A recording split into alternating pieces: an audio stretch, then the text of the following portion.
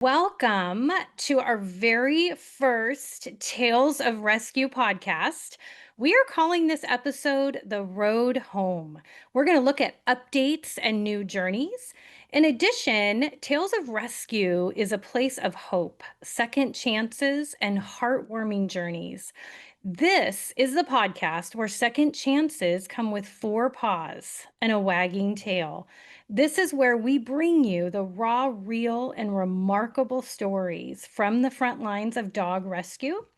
You'll hear incredible stories about the ones who made it happen. Some of them are joining me today. Can't wait to introduce you to them. You will hear about the incredible stories about the ones who made it out, the ones who are still waiting for their miracle, and the heroes working behind the scenes to make it happen. From abandoned back roads to crowded shelters, we're going to share the journey, every bark, every breakthrough, every backstory. We're also going to dig into today some hot button issues that are facing rescue and the rescue world. So whether you're a seasoned rescuer, as a listener, or you're a dog lover, or just someone who believes every life matters, this is your place, a place for hope, truth, and tales that refuse to quit wagging.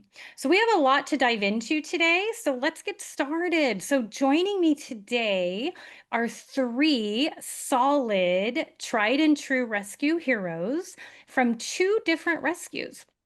So I'm Catherine Bear with iHeartDogs, and I am honored and pleased to introduce to you Alexis Sibylla Wellman. Did I say that right? I'll You did edit this good. out, Sibylla. Yep. Okay.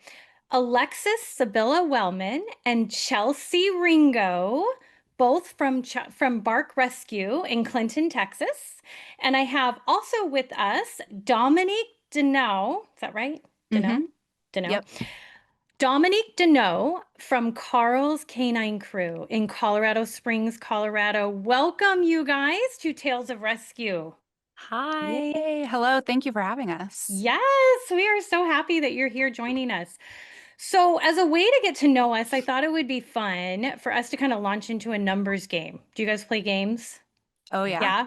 Okay, big hmm game. Okay.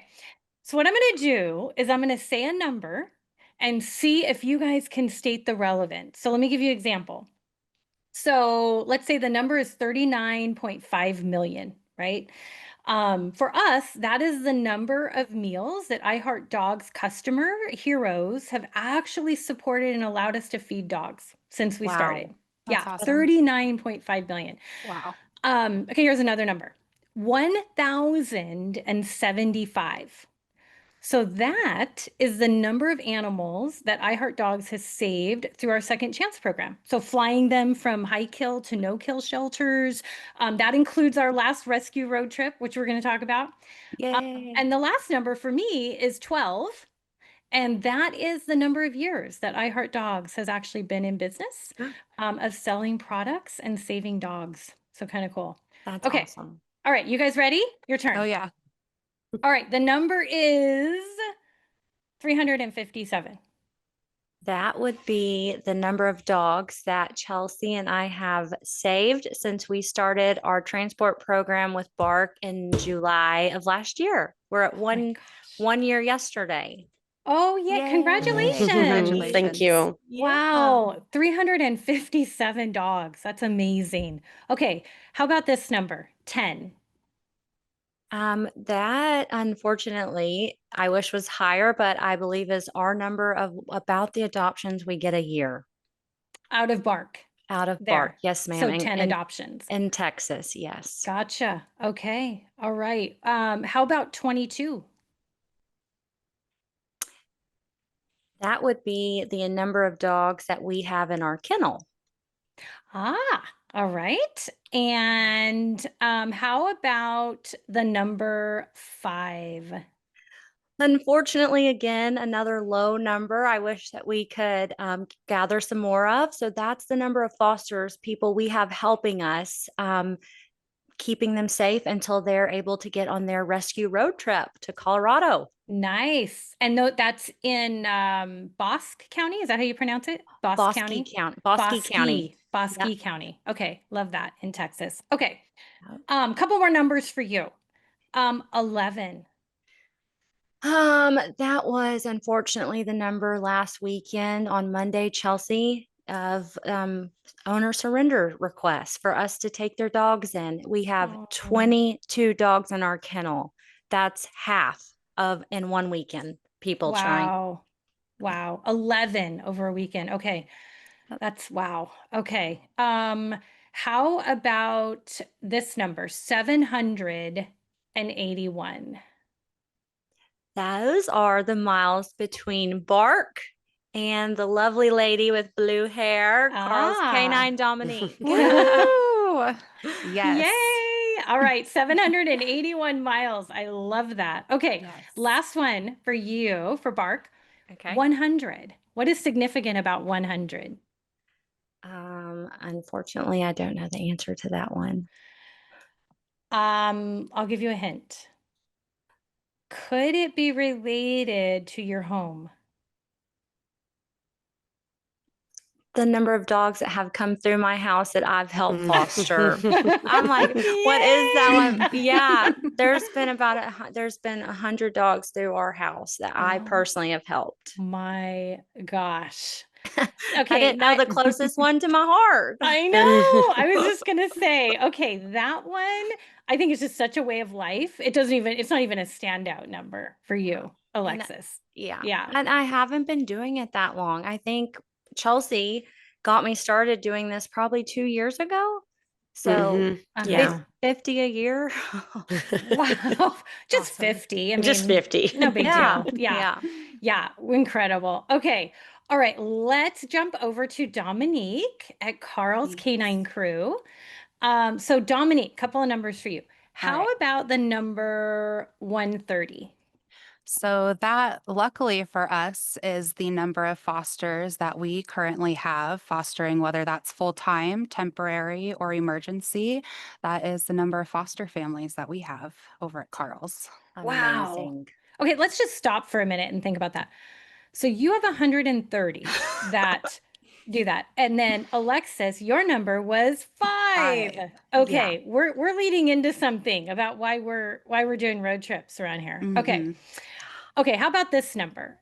75. So that is the highest number of dogs that we have had in our care and is about to be our new average, I feel like, for dogs in Wow. our care at any given Wow. time. Yep. 75. That's incredible. Yes. Okay, how about this number? 20. So that is our number of volunteers that we have. They're not necessarily fosters who take dogs in full time or at all, but they people who come out to our events. They help transport dogs to and from events, to and from vet appointments, and just spread good cheer with the KCK crew. Oh, I love that. Wow. Okay, this is a big number, and I don't want to skip over this number. 434. So that is the number of total adoptions that Karl's has had since we've started, which was in October of 2023. So coming up on Whoa. 2 years, and we've already successfully adopted out 434 dogs. That's That is amazing. Awesome. incredible. And so is that all in the Colorado area, Colorado Springs metro area? Colorado Springs, Denver Metro. Okay. Yep, Wow. That's amazing. What that's great work incredible. there. Yeah, Okay. compared to Yeah. our 10. Right, Yeah. right. Yeah. Right. Yeah, I know. Again, we're going somewhere with these numbers, I promise. Mhm. Yeah. Okay. Last number, the number 1. And that is the number of rescue road trips that we aim to do from Bark to Colorado every single month. Every single month. That's Yep. Woo-hoo. incredible. Yeah. Hmm. And so we're going to dive into how those work. But since there is one that is done every month, it's worth revisiting the history. Like how did the concept of the road trip come to be? So in other words, why is there a need, right, to go from Texas to either Colorado or another state every month? I feel like the 11 phone calls in one weekend show Mm. the need of, and the 10 adoptions and the 5 families that open their homes. We're overwhelmed with Mm, dumped dogs, people wanting to surrender their dogs. Um, it's like they're treated differently in Colorado. mhm. We're just overwhelmed with animals here. So, Yeah. and I was looking at y'all's website. I saw that y'all did transport with airplanes, and Mhm. I just texted Chelsie one night, probably 11 o'clock. That's when we get a chance to actually talk and decide what we're doing for the week ahead. And I said, Chelsie, connect me with that lady who you did the iHeartDog Name the Dog campaign with, and I want to ask her if there's an opportunity. And we sent you some videos and my little videos I put together on the trip back from Colorado, my 12 hours I'm sitting. It caught some attention, and that's how the rescue road trip came about with you all. Yes. Yeah, I love that. I love and that. and because of y'all and Karl's, we were able to, do our biggest trip last month or June. It was our biggest trip by far, and Karl's as well. I've Yep. never seen so many receiving people in that Mhm. parking lot. It, Yes. it was blessed for sure. That was, yeah, we'll talk about the last trip, but I know just personally, I was watching that live on Facebook as you were pulling into that park and just seeing the number of people there. I mean, I literally felt like I was in the van with y'all. See, there's my Texas draw with y'all. I did. It was so incredible to just see them unpacked and going to new homes and I also knew the backstory of these dogs, which we're going to talk about, like where they came from, how they were found. So to see that bridge go from where they came from and how they were rescued to this park and like their future, where they're going, knowing they're going to be adopted, and most of them have been already. And Yep. that was Mhm. just in June. So it's just incredible. Such an awesome thing to be a part of. Okay, so just a couple of logistical questions though before we get into that. I'd like to know how many dogs were on that last trip? 32? 32. 32. Okay. Yep. How do 32 dogs do in a van for 12 hours? I mean, I take my dog to the vet, which is across the street, and it is a challenge. So I would love to know how you do it. How do they handle it? How are they? So I drive most of the trips. Chelsie has a large family, but I keep trying to convince her I'm going to get her with me on one of them. And My husband and I she, did do one. yeah. Mhm. So Starts the with van, fasting.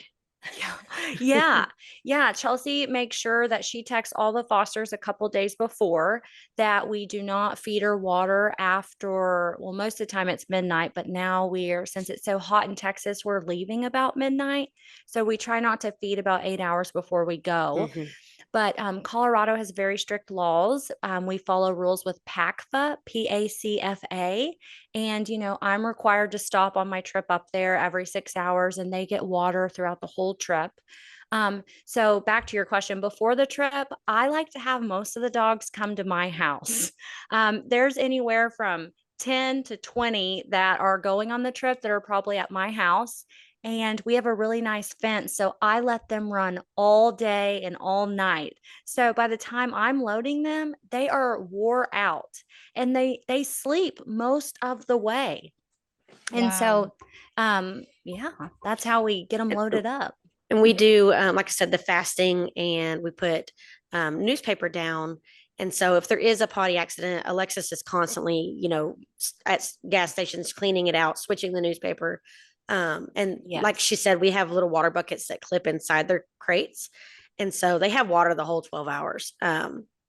Or is it 12, right? It's About right 12 at hours. 12. Yep. So yeah. So I mean, it's just, but yeah, a lot of times they might whine a little bit in the beginning, but then they realize, okay, this is a good nap. So And the A good nap. Yeah. last trip was the most dogs. It was the best trip I've been on. And we've done one trip every month for a year. And they were the best.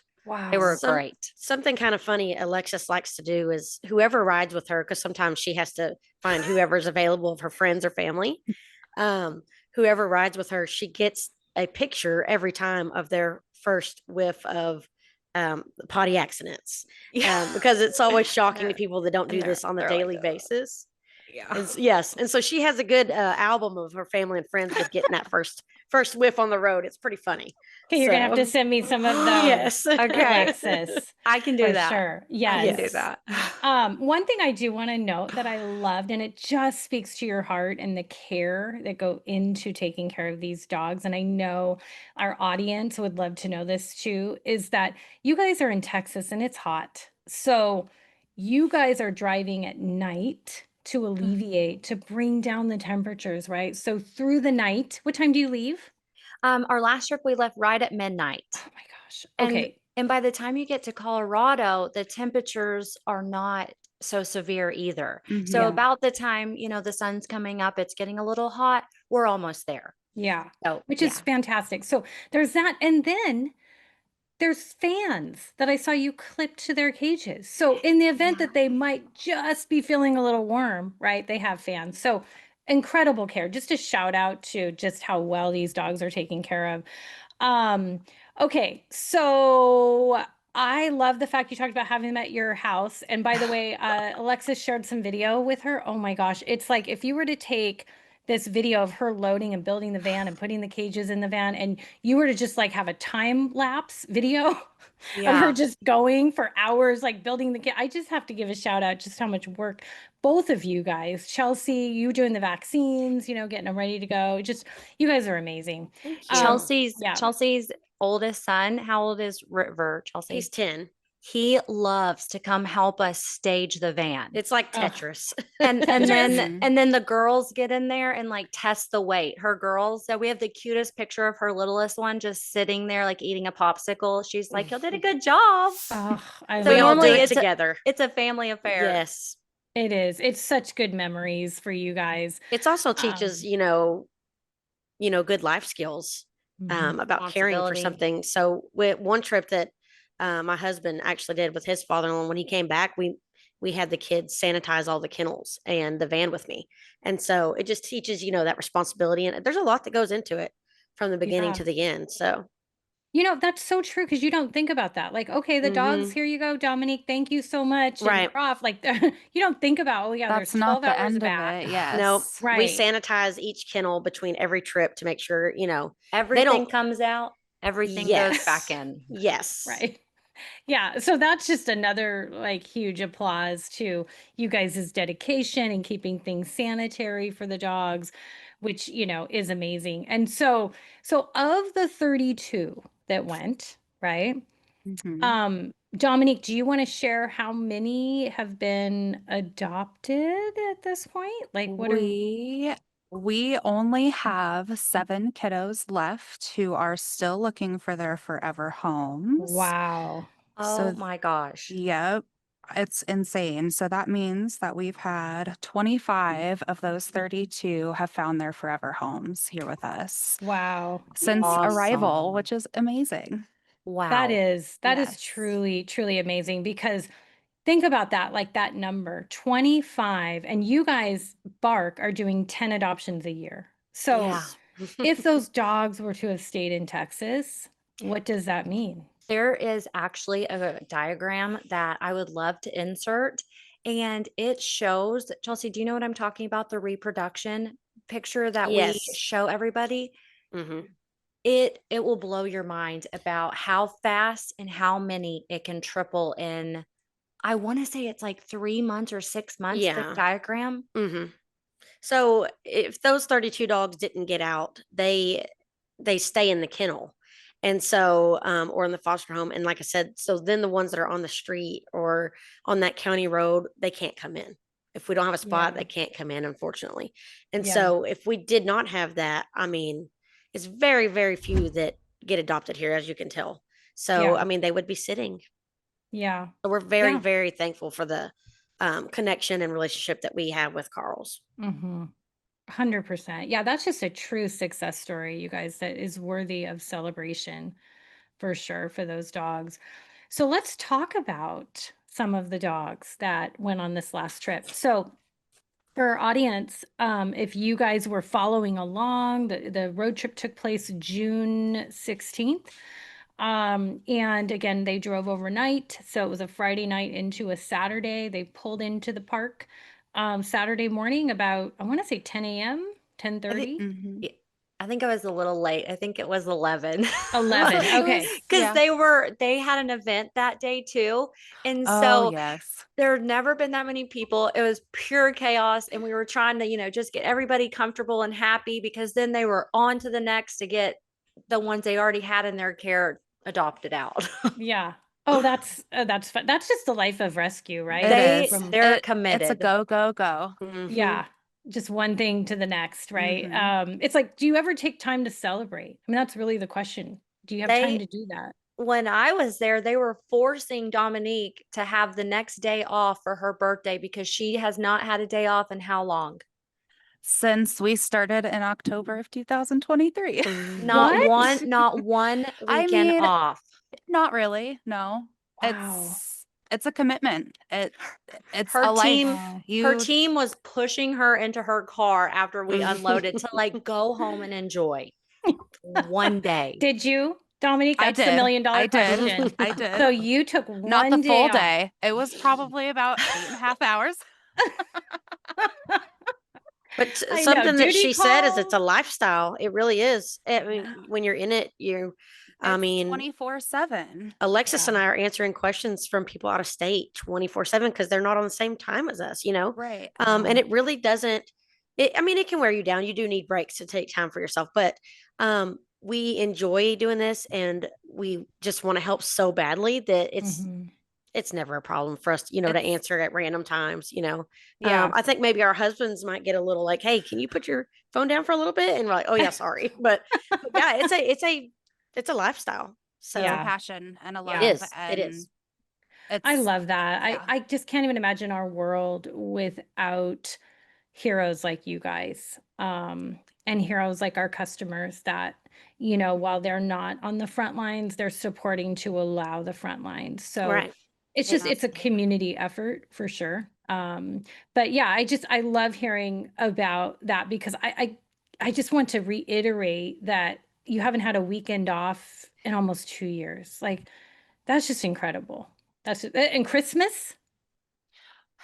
Not even Christmas. I mean, the dogs are in foster care. They're with us Yeah. 24/7. So we're Wow. answering questions and Hmm. providing support for our fosters 24/7. It takes a Wow. village, and It does. we I all have can't to be a part even of it.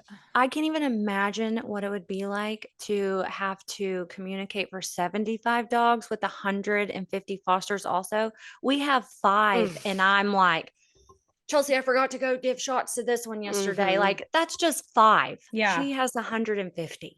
And you have how many volunteers again, Dominique? So I 20? have 20 volunteers, Okay. and I would love to give a special shout out to just my admin team and the ladies who are closest to me that help make the rescue run every day, because without those ladies, we wouldn't be able to do that. I have a foster team, an adoption team, a volunteer coordinator. So it's not just me doing this. It takes Yeah.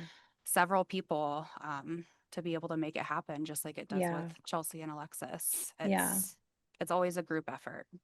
It has to be. 100%. Yeah, and Yep. we are so grateful to you and your entire team. That's just amazing. Yeah. So, one of the beneficiaries of that amazing team was Margie. Oh yeah. So, is it Margie, Yes. Margie? How do you pronounce her name? She was Margie. Margie. Margie, and she was renamed Marina. Is that right? Morena. Marina, we're going to put a picture up of her here. She is a 6-month-old shepherd mix, She's and beautiful. she She's is Beautiful. so sweet. gorgeous. And so her story is she was actually found on a dirt road. Is that right? With her 3 siblings. It looks just like your background right Yeah. there. See, It Mm-hmm. right literally back here. did. Yeah. Yep. Found there, and she was fostered on a big ranch in Texas, right? So kind of familiarizing herself with it. She was fortunately selected and had a foster waiting for her in Colorado, and she had 3 siblings. She was abandoned together with her 3 siblings. All 4 were on the rescue road trip. But I understand that she found her forever home. Dominique, do you want to tell us about that? I Yes. love So that. she was adopted, and she is actually on a ranch here in Colorado, which is, I think, beneficial that she was on a ranch in Texas because she's doing great with the horses, the livestock, the Awesome. chickens. She has two big working Pyrenees that are her new brothers and partners in crime. And she's also learning some working skills and just how to be an awesome dog. And her new family is just over the moon with her and loves her so much. I love Oh, that. that is a true success story, you guys. Just taking it from being abandoned and like behind me with her three siblings, and they were underweight, I would Mm-hmm. imagine. I don't know how long they were out there before you guys were called in to rescue them. I think the people said that about 3 days they were I watching them, right? I was gonna say exactly It's three about two to days. yeah. Okay. We It says know They 3 days. three days. when they came in, initially they came into the kennel for us to do vaccines and stuff and make sure they didn't have any sickness going on before we put them in foster, Mm-hmm. because you don't want to take that to the foster's dogs. Yeah. And so once they were cleared, then they went on that ranch. But yeah, it was probably a good 3 days. I think they were out there. But I like to I say they were like thrown away like trash, and now they're treated like royalty. I mean, it's just Yes. I think Chelsea when they from came rags to in, riches. yeah, Mm. they had I don't know how to say it, but Coccidia. Chelsea knew something was wrong with them, so we immediately take them to get a Mm-hmm. fecal, and fecal shows a lot more of like internal, I guess, what's going on or what they have. And so they were infested with coccidia. Mm-hmm. And so we were able to, to treat that and then get them into a foster home. What is that? I'm not familiar with that. Chelsea. I don't know. Dominique might have a better definition on coccidia. I just get the medicine from the vet and say, okay, take this. It's one of the internal parasites That's that what I can thought, just parasite. irritate the GI tract and cause diarrhea. It's kind of similar to parvo. Like they can pass away from coccidia just like They parvo, but can. parvo is more extreme, in my Hmm. opinion. I have unfortunately dealt with extreme case of coccidia where they pass away as well. Yes. But these puppies weren't in that extreme area yet. They did have a lot in their system, but it was cotton time. Okay. You kind of know when you get a puppy in if it's got something going on or not just Yep. by from the Mm-hmm. stools. Mm-hmm. And Mhm. so we kind of know, okay, yeah, we need to take that in to get tested. So Yeah. get medicine ASAP. Yeah. And so, but yeah, they all did great and recovered fine. And Mhm. yeah, they Yeah. were wonderful. I just have to say that like litter of pups were so cute. That They I were think Bean Dip awesome. was part of that. Yes. Okay, that is the greatest It's name. it's Bean Dip, funny. Alfred. Yeah. Yes. So the Yes. Mm-hmm. names, Mm-hmm. when we get litters in or new dogs, I like to let my kennel workers, the staff, take turns naming them. And they And love so it. there was a senior that just graduated, and I was like, she's about to go off to college. Let's give her the chance to name this litter. And so I texted her, and she sent me the name list back, and I said, okay, great, thank you. And she So said, my cute. mom helped me come up with that, so she was so proud of it. But She they, sent I me mean, the it. list and I was like, "What? How are Yes, we going to remember these?" They were like four random names. Completely yes, but different. we kind of shortened. I think Bartholomew, Yeah. Bartholomew. We shortened it to Bardo. like Bart or something. Bart, Yeah. yeah. So Yeah. it was just funny, how they came to get their names, but yeah. So I do have to say this. I watched that video a couple of times when you pulled into the park, and I believe Alfred and Bardo shared a kennel You're on the way I there. yes. Yep, they Right, were in the Chelsea? same, yeah, they were in the same Two of cage the on the siblings road trip. did. Yep. I Yeah. don't remember which ones, And but I have a yes. picture of them and I studied them. And so, um, here's the thing though, when you guys got him out of the van, I don't know if you noticed because it was so chaotic, but Alfred, they took him and I swear I could show you like his head, he looked right at Bart, like, where is he going? Like it Oh. was just this moment where I think they were separated and that Mm-hmm. sadly has to happen. But it showed me in that moment that dogs have those bonds They with do. each My other. And I mean, just think of what he and Bardo went through. Like they were Right. out there, they were together, they were abandoned together, they came in together, they were sleeping on each other, Mm-hmm. in the cage. And then all of a sudden they arrive in this park and they take him out and it's like, whoa, you're going over here, you're going over here. And it's like, Yep. oh, but the good news is that Alfred was adopted Oh, right? And Cat, so, yeah, they all got adopted. Yeah. Catherine, a cool thing about sending dogs to Karl's in Colorado is their fosters. They have a foster page update. And I think that both of those fosters actually do meetups. They sent me a picture. So Yes. Okay. there's a picture of both of them back together at like a pub crawl or something. Oh, you'll So have to send that and we can put it up I to Yes. need to show send our that. audience. I Yes. just thought of that. Okay, let's do that. Yeah. Yeah, it was just like, oh, so again, here I am, not in Texas, not in Colorado, but watching this, right, takes place and unfold. It's like I feel like they're my own dogs. Mm-hmm. Just so sweet. And so speaking of sweet little dogs, I want to jump into the next one. The next one, this is Kilmer. And so, Kilmer. he is a sweet little, well, I guess he's maybe 4 months. He's got to be older than 4 months now. I'm not sure, but Probably he was closer, 5, 6. 5, 6, yeah. Yeah. And so he had a broken leg. And so he was abandoned, if I have this right, correct me if I'm wrong, but abandoned on a county road in Texas. We're going to talk about that county road in a minute. He was abandoned on a county road with his siblings, but he was hit by a car. Do I have that right? We believe so. There You was don't know for sure. Yeah. correct. The lady who found them and took them in, she found them all on the side of the road. So that road is known for lots of dogs running around. I mean, you'll get videos of people like asking for help, and it's just the dog's front leg. Back and forth. I mean, they're Oh, clearly broken. So I think it's a very easy assumption to make that it was run over. Yes. yeah. Yeah. And so do I have it right that his siblings went on a previous road trip Mhm. and Kilmer stayed behind to heal? Correct. Okay. So now every dog has his day, right? So it's Kilmer's turn in June, and he's on this road trip, and his leg is healed, and he's headed to Dominique there in Colorado. And tell me, do you have an update on Kilmer? So Kilmer was also one of the 25 that have been adopted from that road trip. Oh, Yay. good. Okay. His family, it was a love at first sight. They saw him on our website and said, I have to meet this kiddo. And we were actually running 2 adoption events that weekend, and they showed up at the one that Kilmer was not at.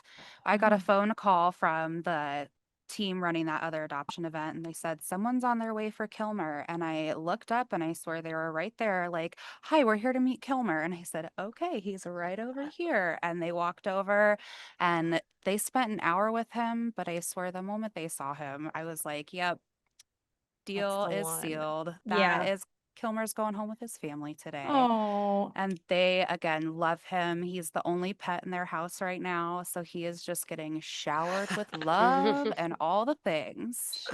I think love about that, that. you guys. Again, his story, abandoned on this county road, injured, right? Thrown away, Like with his, Chelsea says. Mm-hmm. yes. And now he is the only dog, right, in this family. And I believe they're a young couple. Do I have that right? Or is that Um, another one? that is another one. That's This another is couple. bigger Okay. family. They've got kids. Ah, nice. Okay. Yes. So he Okay. has Yeah, got all the love. he went from Oh, living in a pig pen with 6 of his siblings until a rescue next door got him to the vet, Reflection Ranch, K. Reed, and then to Colorado Springs being the only dog. Like gosh. it's just awesome. Yep. We It's just don't amazing. we don't have those opportunities. Like they're just very few and far between in Texas. So Mm-hmm. we're just Oh, so it thankful. tears at your heart, you know? Mhm. And so the last one we wanted to highlight is just the greatest name. I just got to tell you, is just the greatest name. So you guys had a couple of very large litters of puppies Yeah. come through recently, and we want to highlight one litter when we were talking about the breed in our prep, it was Heinz 57 Love Bugs is kind of what we're calling it, but a mixed breed and very special pup. And so, Dominique, what is the name? So her name is Toast Malone, is Oh, what her adoptive parents have decided. Her foster family named her Toast, but they decided Toast Malone was going to be the name. Toast Oh, Malone. I Yes. love it. That is God. so great. That's So great. cute. So Toast was astray and found outside, right, by a caring family, found the whole litter, I would imagine. Okay, is this the Berg out of the Berg litter? Mm-hmm. Yes. Yes. Didn't they find the mom pregnant, I Alexis, or no? Yes, I think that they found her roaming, took her, well, I think that they had found her when the puppies were Oh, okay. outside. Okay. They found her and the puppies outside, took them in, and there were 7 of them. And But they were a larger breed, so 7 puppies at, the larger yeah, breeds. It's a lot. yeah. Mhm. And that's another family that they're not really a foster, but they took in the mom, adopted her, and kept the puppies for us safe until we could Hmm. get them to Colorado because Oh, we didn't have any other all our other 5 Space. fosters were full.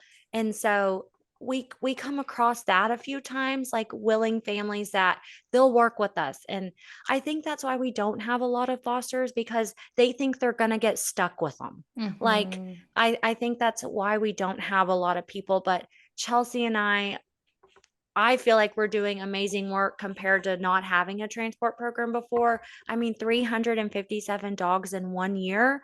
We get like 10 adoptions a year. So, anyways, that the Incredible. Berg family was an amazing family who stepped up, adopted the mom, and kept the baby safe so Yeah, she could go and be Toast Malone.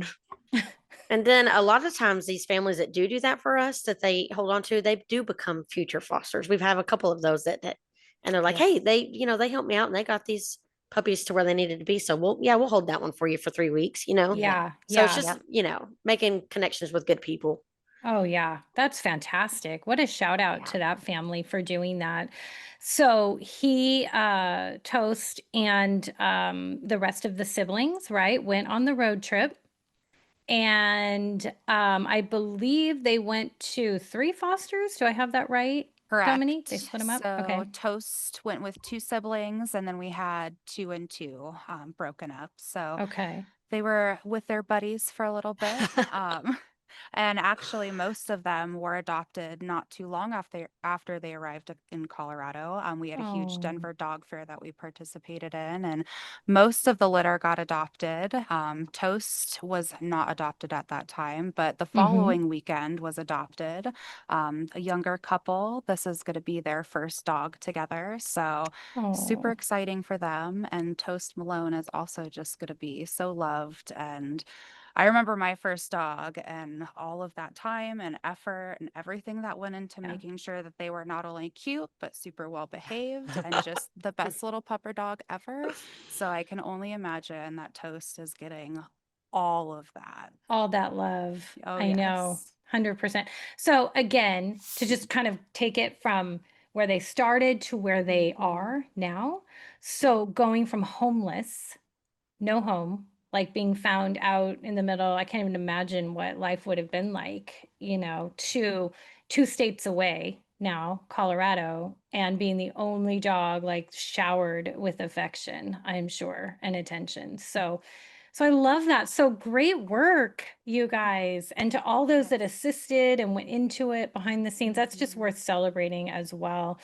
And then Dominique, really quickly, I know you made a note about a litter of 10 poodle doodle adorable puppies that were on Yes. the road trip. Do you just want to do a quick Yes. update on Yeah. those? So that was the other large litter that we ended up taking from Bark for that rescue road trip. And all of those kiddos have also been adopted. So that was Wow. 17 that were adopted in the course of 2 weeks after they obviously come in. We give them any medical care that they need because those kiddos are too young to be spayed and neutered in Texas. So we take care of Mm, that here in Colorado, make sure that they're ready to go, learn their personalities a little bit, and then they get their forever homes. So oh. it's pretty awesome. I love that, you guys. It's just such a cool thing to look back now. Here we are. We're recording this on the 1st of August. So to look back, June 16th, so what is that? 6 weeks?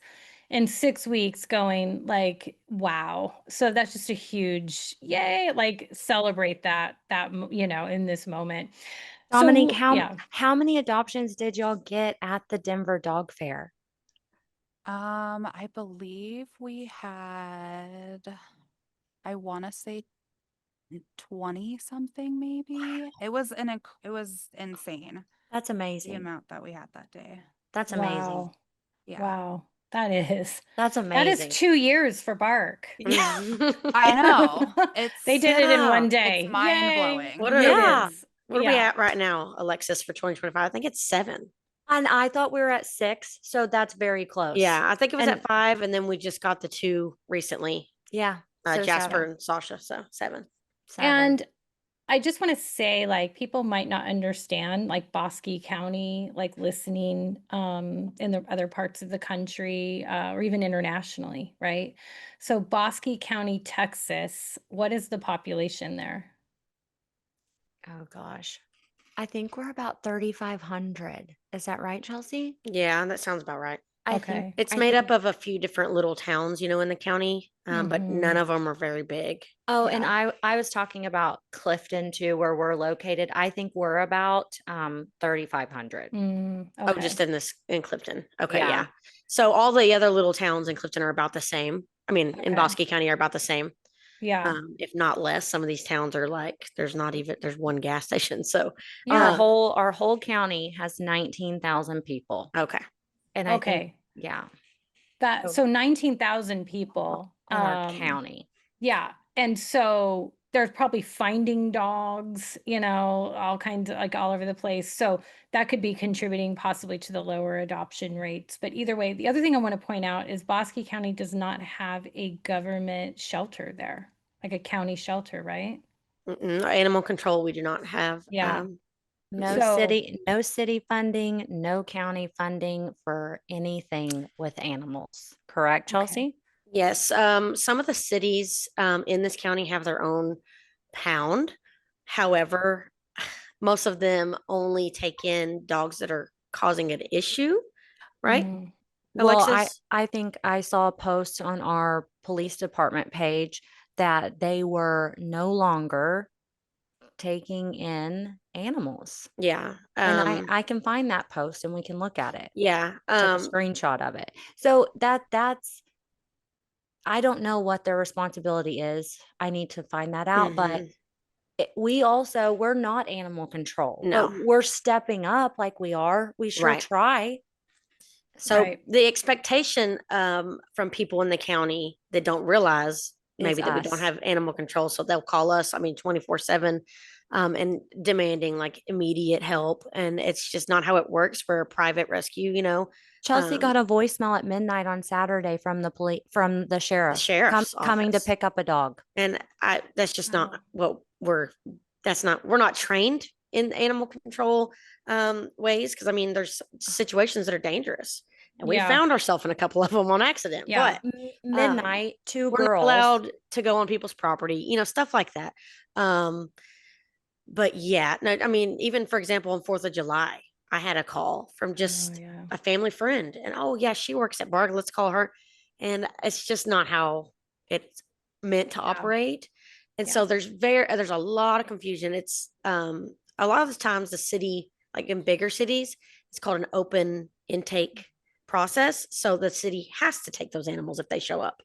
That's not how a private rescue is like Bark. But Mhm. people do expect that because I Yeah. think it's lack of education on that part. Exactly. Yeah, So they just don't yeah. understand. So, just a quick funny story. I used to have a number that was one number off from the city animal shelter. Oh Oh gosh, my gosh, you guys, I you would got all come the home, calls. I would listen to the messages. This was back when we had like answering machines and all that. And I would hit play and it was almost hilarious. Like I wish I could have kept them. Like Yeah. there's a snake in my yard. Like people are panicking. I They wish don't know we what to would get do. snake And calls. they're calling the wrong number. And it's like clearly not, we're doing the family, hey, thanks, we're out, Yeah. they But don't they're hear still that at like, all. help me. Yeah, Yeah. there's a snake in my yard. I need you That's to come out and get it. hilarious. Oh, it is hilarious. So anyway, so off topic, but absolutely, like I remember getting some of those calls. Like I think people don't understand. It's just kind of an education Right. process. But going back to what we were originally talking about, I think that could be why, there is perhaps fewer adoptions, lower population of people, higher population of dogs. Mhm. It seems like out of balance a little bit even. And so, for you, Dominique, like you probably have lower population of dogs than Texas, right? They aren't running through the mountains. there in Right. Colorado Springs, and probably a higher population of people. Would you say that that is helping to balance that out a little bit? I would say so, yes. Yeah. And the other thing too with Colorado Springs specifically is that we are a military community. We have a lot Mm, of military true. families transitioning in and out. So there's people that are constantly changing and filtering in and filtering out. So I think that also helps maintain those higher adoption levels because the people are just constantly changing. Yeah, that's a really Interesting. good point. It's a really good point. So here's a question for you guys. Do you believe that there are just more dogs in the South, for example, in Texas versus in the North? I do, yes. You I do? agree. Absolutely. Yeah. Okay. Do you think there's an overpopulation crisis happening in the South? 100%. 100%. Yeah. Okay. Why? What would you say is contributing to that? So, Texas actually doesn't have a spay and neuter law or sterilization law in place. They leave it Mm, up to um, individual cities and counties to put things in place. And there's not many in Texas that have taken that step to do that. Um, and I did learn one of the bigger cities in Texas, which is Fort Worth, does have their own law in that city of Fort Worth that they're supposed to be spaying and neutering if they're 6 months of age. However, you get into the enforcing of the law. So I think that part lacks on that as well. Just not everybody is dog people, and so that might be lower on the list of crimes or what have you to enforce. mhm. But yeah, most places in Texas do not have a sterilization law. And so anybody, so if you get a German Shepherd and you know that that's a highly sought after dog, oh, we'll have a litter, and we'll get Just some one. money. And Just just one. we want them to have one. We hear that a lot. We want them to have one litter, and then we'll fix them, But then they realize, just people that aren't educated on where you should actually get a purebred dog from, then they'll buy these dogs for, We have 200 a or we have a lot of what we call backyard breeders. backyard breeders. Mm, Yes. And so they're not doing things the way that you should be doing it. So without laws being in place, you're free to do what you want to. And mm, so, Especially when you um, don't have law enforcement backing up what right. little you do have. Like Absolutely. like we have a video of one of our dogs that y'all just featured on the Feed a Shelter Dog Month. She was dumped in front of our kennel. The whole thing is on video. She's chasing the man as ugh, he's leaving her, and It Chelsie was actually dismissed.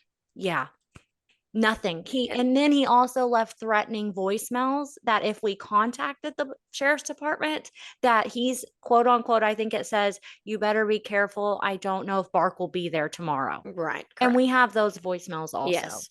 wow. But we filed against it and everything like that. We reported it, but it got dismissed. That's what we're up against down And here. so Wow. even with video evidence, things are not we're not getting the backup. Um, Mm, and the reason that we got it, that the judge never signed the warrant, he said because they tried. They You're a rescue, so he tried, wait, he meaning tried. What do you think they meaning meant? like a safe haven for a baby at a hospital. is what Mm, the term they gave us, which Yes, which of course like we are, but we still wanted him to be held accountable. We right. took the dog, we gladly got her in, but he should be held accountable. mhm. Even though it is a safe place at Bark, you still can't just drop it at the gate and leave. And Yeah, so we are by that a major highway, a absolutely. major highway. And so that's why they said it was dismissed because it looked like he tried. So Interesting. Okay. but yeah, so there's that. There's the lack of laws. There's the not backing when there is a law. And then, in my opinion, another reason why there's an overpopulation is because of the expense it costs to spay and neuter an animal.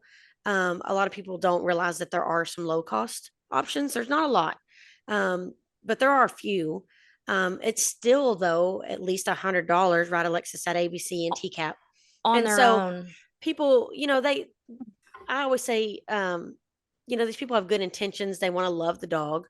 but they might not have the means and they don't realize the cost of what it's actually going to be. And so then, you choose to keep your light bill on versus going and taking your dog to get fixed. And so we run into that sometimes too, and where they are really good people and they're trying, but they just don't have the money. And so in that case, we will help people out when we can, And just like what Chelsea's saying about their good people, the litter of husky puppies that went to Dominique on the last trip, she loved. I've been going over there helping the whole house for 2 months now because there were over 30 dogs. She loves those animals, but I don't think she knew what she was getting into, and she definitely didn't have the money as they kept reproducing to fix them. And so they reached out for help.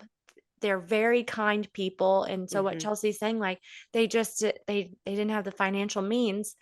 So I think it was a big thing for her to say goodbye, but she did the hard thing and asked for help. And anyway, so yeah. So it's the lack of resources. yeah.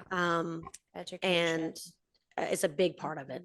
And we are trying to help on that when we can, but we are donation based, and so we can't just fix everybody's dogs for them, unfortunately. But we are. I mean, even Alexis, she will get up before work at 7 a.m. and she will go get an owned dog and she will take it to a low cost place to get fixed and bring it back to the family just to help out. And so there's a lot of that. I think is what's happening too is, and like the house with the Huskies, they didn't know what they were going to get into. And then it becomes a huge problem, but we're happy that they reached out. Which states in the South do not have laws on the books? Would you say about spay and neutering? Well, the only one I know for sure is Texas, but I don't think that Louisiana does as well. I'd have to confirm that. And Florida, those southern states I know are all just drowning like we are. Yeah. I'm not sure about the laws actually in those states though. Yeah, and how they work. Yeah. Louisiana says they do have spay neuter laws, but they are not statewide. So kind of like us. Yeah. It depends on the city and area. And then did you guys have somebody reach out this morning? Did you say? We did. And so I had a voicemail. I call it my bark phone.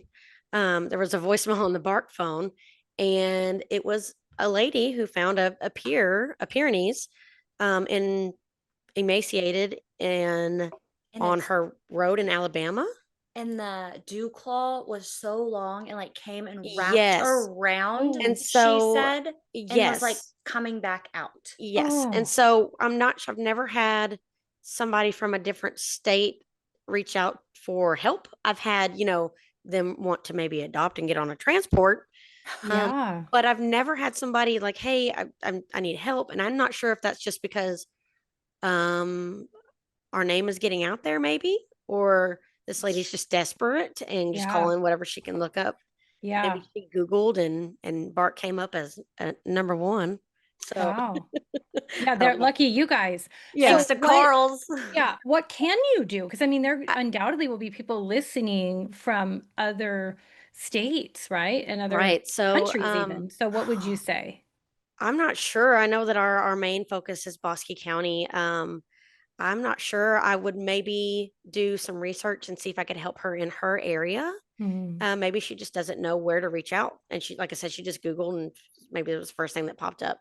Yeah. I think her voicemail said that her town was like a kill shelter. So they hold them for so long. Right. And she was looking for like out of state or a different, I don't know. She was looking for something else where she couldn't just surrender it and then it'd be dead in 3 days if it wasn't adopted or returned to the owner. Yeah, because it's like you're signing their death warrant. Yeah. This dog is living outside. Not the best, I'm sure, but yeah. We get a lot of that. We get a lot of calls from people in Waco because I believe Waco has an open intake policy.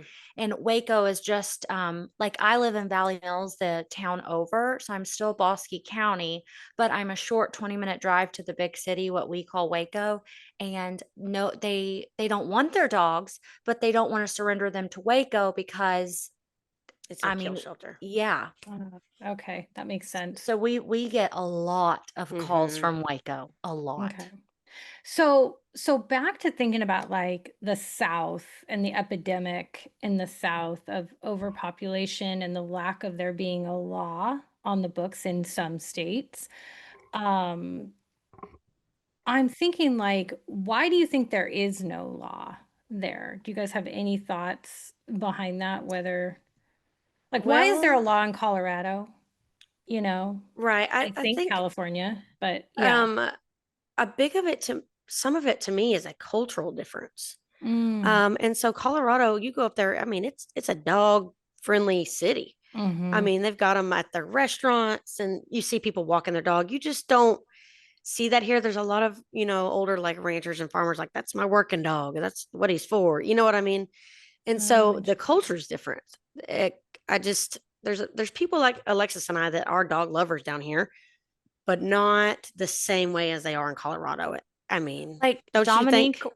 yeah, Yes, Dominique refers to her dogs as her kids. Yeah. I And do too. Yes. I do so, too. so Yeah. like down here, they're a tool. Most of them Yes. that we come across are tools for protection, Mm-hmm. breeding. They're not their friends, really. We don't come across that often. Mm-mm. Mm-hmm. It's just not. I think it's a big cultural difference. That's part of Interesting. it. I Is that agree. because ranchers and farmers, again, like I think I've been on a farm once in my life, so forgive my ignorance, but Mm-hmm. is it because there's like livestock and you know what I mean? Like it's just part of it and there's the livestock and the animals and then there's the family that resides inside the house. Like is that the kind of mentality do you guys think that we're looking at? I think for some cases you could say that. Mm-hmm. Yeah, Mm-hmm. absolutely. Mm-hmm. Um, yes and yes. Okay. I came across something in my research I wanted to ask you guys about. So it's really the concept of machismo. I don't know if I'm saying that correctly. Machismo, I believe. And the definition of it is actually a form of strong or aggressive masculine pride. There's really like an emphasis on male roles, a strong sort of sense of masculinity there. And how this plays out, right, with dogs is really about how they feel about spaying and neutering dogs. So, kind of Mm-hmm. going back to that topic. So, an example might be like neutering a dog makes it less manly, right? Mm-hmm. Like that kind of attitude. Or, Chelsea, yeah, go ahead. Chelsea, on your Bark phone, can you find that message that we got last week from that man and read word for word what he said about why he did not want to spay her? The, Yes. Well, it was, yeah. He said, hang on, what did he say? It was I that c- exact thing that you're speaking on, Catherine. exactly. And Interesting. I'd like Yeah. to show you what he said or read what he said Yes, I because could send her a screenshot of it Yeah. later. Chelsea had to text me and tell me that I needed to like kind of tone down my responses because they were, Yeah. I was like, are you He's Yeah. kidding me? he said, I Yeah. don't believe in taking the dog's natural parts of what they're given. And he's telling us that he can't feed one. And so I responded, so what do you think what you're doing by bringing in four more into the world? Mm-hmm. If Mm-hmm. you can't feed one, why are you going to have four puppies come along? Yeah. Yeah. Interesting that there's some sort of thought process that goes into removing the natural parts, right? Like I Mm-hmm. understand that with cats and claws, like back when declawing was Mm-hmm. a big thing. Like that to me, I get you want to keep their claws with them, but when it comes to something where, dogs are going to mate and reproduce, it's what they do, Mm-hmm. like naturally. So there's got to be a way to stop it and control the population. So when there's logic that can be inserted into that. But I'm just curious, like, what do you guys think plays into that? Is it the concept of machismo or machismo? I'm going to figure out how to say that I exactly. But is it that definitely, concept? Yeah. definitely. There's a Yeah. lot that we've ran into that say things like that. Mm, I have a neighbor who Yeah, has two males that are running will not fix around them. and they are killing sheep. They have attacked my dog. I'm over 3 grand in vet bills because it keeps attacking my dog. And we have these really nice, it's called no climb wire. It has ripped the wires apart and grabbed my dog. So he's had reconstructive surgery on his jaw and he had Chelsea, his whole front shoulder was sewn back together Mm-hmm. and they refuse to neuter the males. I even offered them $40 neuters, and they're just not there yet. They don't think it's right to take their manhood. Ah, there it is. Okay. But it definitely it's not only the reproducing, but it has a lot of other benefits to neutering, the dogs Oh, as well. sure. Yeah. They're constantly trying to get out of people's yards to go and reproduce. Yeah. You neuter them, and that fixes a lot of that problem where they might not get Sure. ran over by getting out of your fence.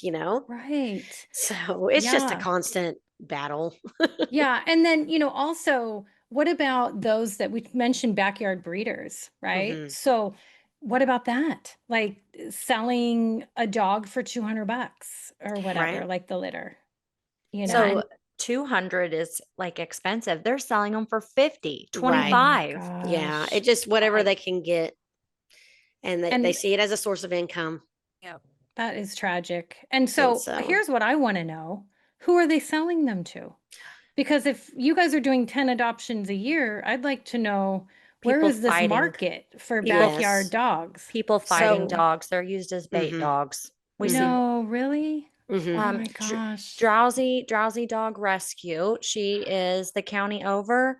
Chelsea, they just took they well a couple months ago took in two, like they're they were in trash bags, and they got two of them out.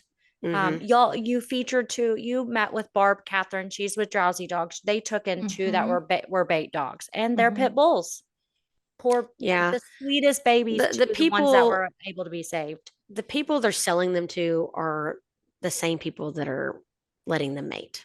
And so Yep. then you buy one, and then they let that one keep reproducing, and then the next ones, and it's just Mm. It's an epidemic, it it sounds is. like. It's an epidemic. It's It's a truly, crisis. yeah, And they use these dogs for the wrong reasons. yeah. And then they get stuck with the labels, of what kind of dog they are and stuff like that because of people using them for the wrong Interesting. reasons. Yeah, which I wanted to ask a question in a minute about that. But before we move on, I wanted to ask Dominique, do you see this issue in Colorado with backyard breeders and selling for the wrong reasons? Not nearly. It does happen, but it's at such a small scale that you really have to go looking for it.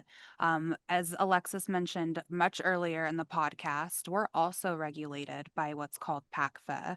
And there are I like to call them our licensing agency. I worked in schools for a long time. So that's kind of, they maintain those rules and they maintain our safety. They check in on breeders. It's, So if you're in animals, your breeders have to be registered. They're some of them, I love yes. that. That's Yeah. awesome. There is a right way to do it to get a There purebred is. dog. You know what I mean? I'm not Right. against that. It's just these No, but these no. yes, it's there's a way to Something not. Alexis and I there's not many people that would know this, but we're both a little bit sassy. I think you have to be in this line of work. So if I'm driving down one of these county roads and I see a sign that says Yorkie poo puppies for sale, I will take the sign out. Yeah. Yeah. So I Good for will. you. Yeah. I would probably do I the don't know same if it's thing. helping, but I do Put a it. bark Yeah. sign up. Yes. Catherine, yesterday I went to get some video content for y'all's iHeartDog campaign.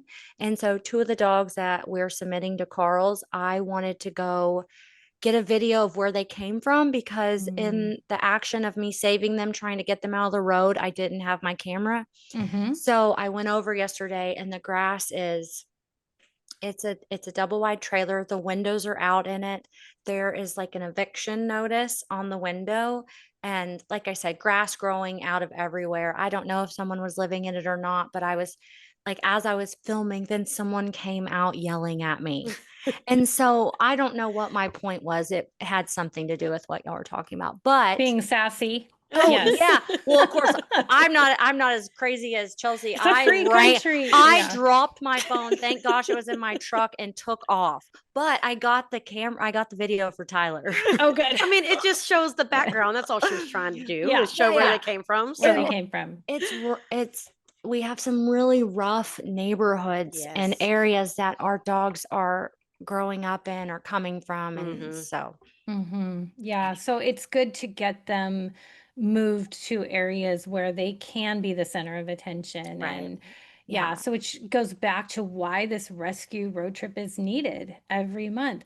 Okay, let's talk about dog abandonment and dumping. So this just kills me. Like I am picturing, so I'm a mom of two rescue dogs, but I think, could I ever drive up and let them go? Like, I think I would just, it's like a piece of me, Mhm. letting, and I just, so help me understand this. Like, why does this occur? Help me understand why people are doing this. Two of our dogs that we're hoping make this trip, um, they came from their owners were in Waco. Waco has the open intake policy. So to me, if you're at such a low in your life where you can't take your dog anymore, they drove 40, 60 miles, however far they drove to the lake, and To our county. dumped them with nothing. It was so hot when I got there. Their paws were like, I don't know, they weren't bleeding, but they were blistered and they could barely walk. And like they were terrified of me, but they couldn't get away from me because it hurt so bad. But like they were at such a low. Why not take them to where maybe they are going to die, but at least it would be humane. Humanely. I Mhm. mean, these people, some of them have no remorse for what they're doing. And I don't know how to relate to that because I don't know what they're thinking because I could never do that. Mm-mm. I don't know. Was this Starsky and Hutch? Yes. Okay, so Yeah. Starsky and Hutch that we hope to have on the next road trip, and they're doing great now, right? Oh, They're completely recovered and they're just Mhm. handsome boys. Are they related, by the way, or no? We they're think so, I right, think so, yeah. Alexis? we found the owners Mhm. and we found their post where they were trying to rehome them and it says they are Oh, brothers. okay. Okay. Couldn't Okay, remember. okay. So Starsky and Hutch, great pair. We're gonna highlight them at the Mhm. end, but yeah, we hope that they're gonna be there. But yeah, back to your point, like, so I'm wondering, like, if mindset enters into this. It's just a different mindset. I know, Dominique, you have some thoughts on that too, like different Yeah. mindset of people who do And this. I think it goes back to what Chelsea was talking about earlier and that cultural difference too. I think that people think that they're tools and they're not members of the family and they can just replace them. If it's They're not Mhm. working out, Disposable. that's they right. They're yeah, replaceable. they can Yep. throw them away like Disposable. trash and just get another Disposable. one. Yep. Yeah, which And again, can't relate because that's my child. I know. It's not, they're not replaceable. They're No. They're not not. disposable. No. And They're yeah, I mean, if we're lucky to get 15 years with them, Right. right? right. Like Yes. I every think a day lot is of this. people also too, like, they see the cute puppy, Oh, Mhm. and they're like, yes. "Oh, I love the Yes. puppy," and then they start turning Mhm. into a teenager that chews things up or gets out of the fence or, you Chelsea and know, I get every puppy we can Mhm. that comes into our care to Colorado because because they just don't Wow. stay permanent in these homes down in here. so Yep. many of our adoptions that Chelsea and I came into last year doing this, several of the calls were puppies adopted from Bark that they want to return Yep. now because they're too much work now or they've gotten too big. Like, Yeah, this dog is bigger than I expected it to be, so I can't handle that now. And it's just they see them as disposable. Yeah. And we work with Or a The sweater. family exchangeable. exchangeable. Yes, I was Yes. just about to Exchangeable. say I use this all the time, a Yes. sweater. They think it's a sweater that they can take Yes. back to the store because it doesn't fit right and they can just get another one. We And have a reoccurring family that does this, but there's not anything to stop them. right. And so, and I can't, Could you just change them to Fosters? I I know mean, who you're like, talking honestly. about. I just, We end up with all of them, we every do. single one Wow. of them. And so then I lecture them because I'm to the point in the relationship with this particular family where I sit there and I lecture them. I'm like, we cannot keep supporting you doing this, But we keep doing it. but then they've Yeah. got two, little small breed dogs that are now a year and they don't want them anymore. And so I'm like, okay, I'm going to help you, but you Not cannot. spayed, not Yes, heartworm tested, you not nothing. And I at a reiterate, year. you cannot keep doing this, but that's just me saying that.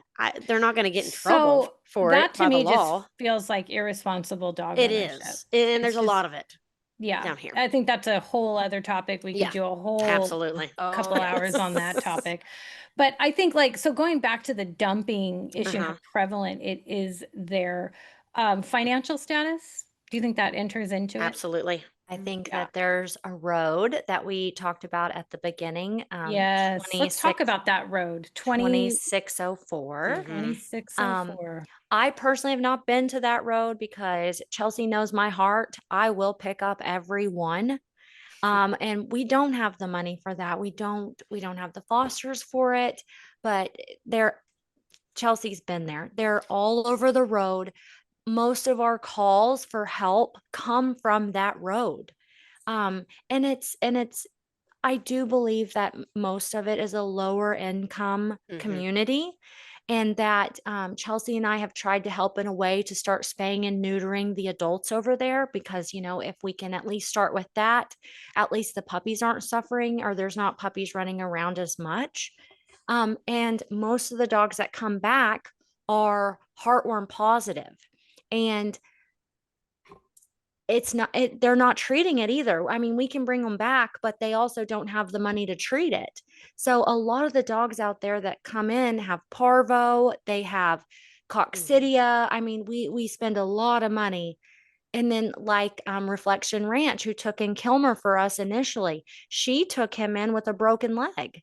So they come in with so many expensive needs too, that it's hard for a nonprofit that is based off of donations to, like y'all are saying, an epidemic. I think Chelsea's right. It's an epidemic out there. It's It is. We don't have the funds to take it on. I mean, It's definitely lower income. I Yeah. also think it's higher crime rate on that road, illegal drug use. Yeah. And so they just don't treat their animals Oh God, no. in a way that we find acceptable.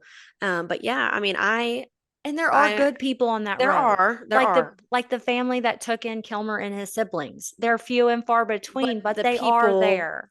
and the people there are also getting burnt out on, okay, here's the yes. next puppy we have to help, but So go let ahead. me just ask you real quick, like just for our viewers and our audience listening that haven't been to Texas, right? And they're trying to picture this road. Right.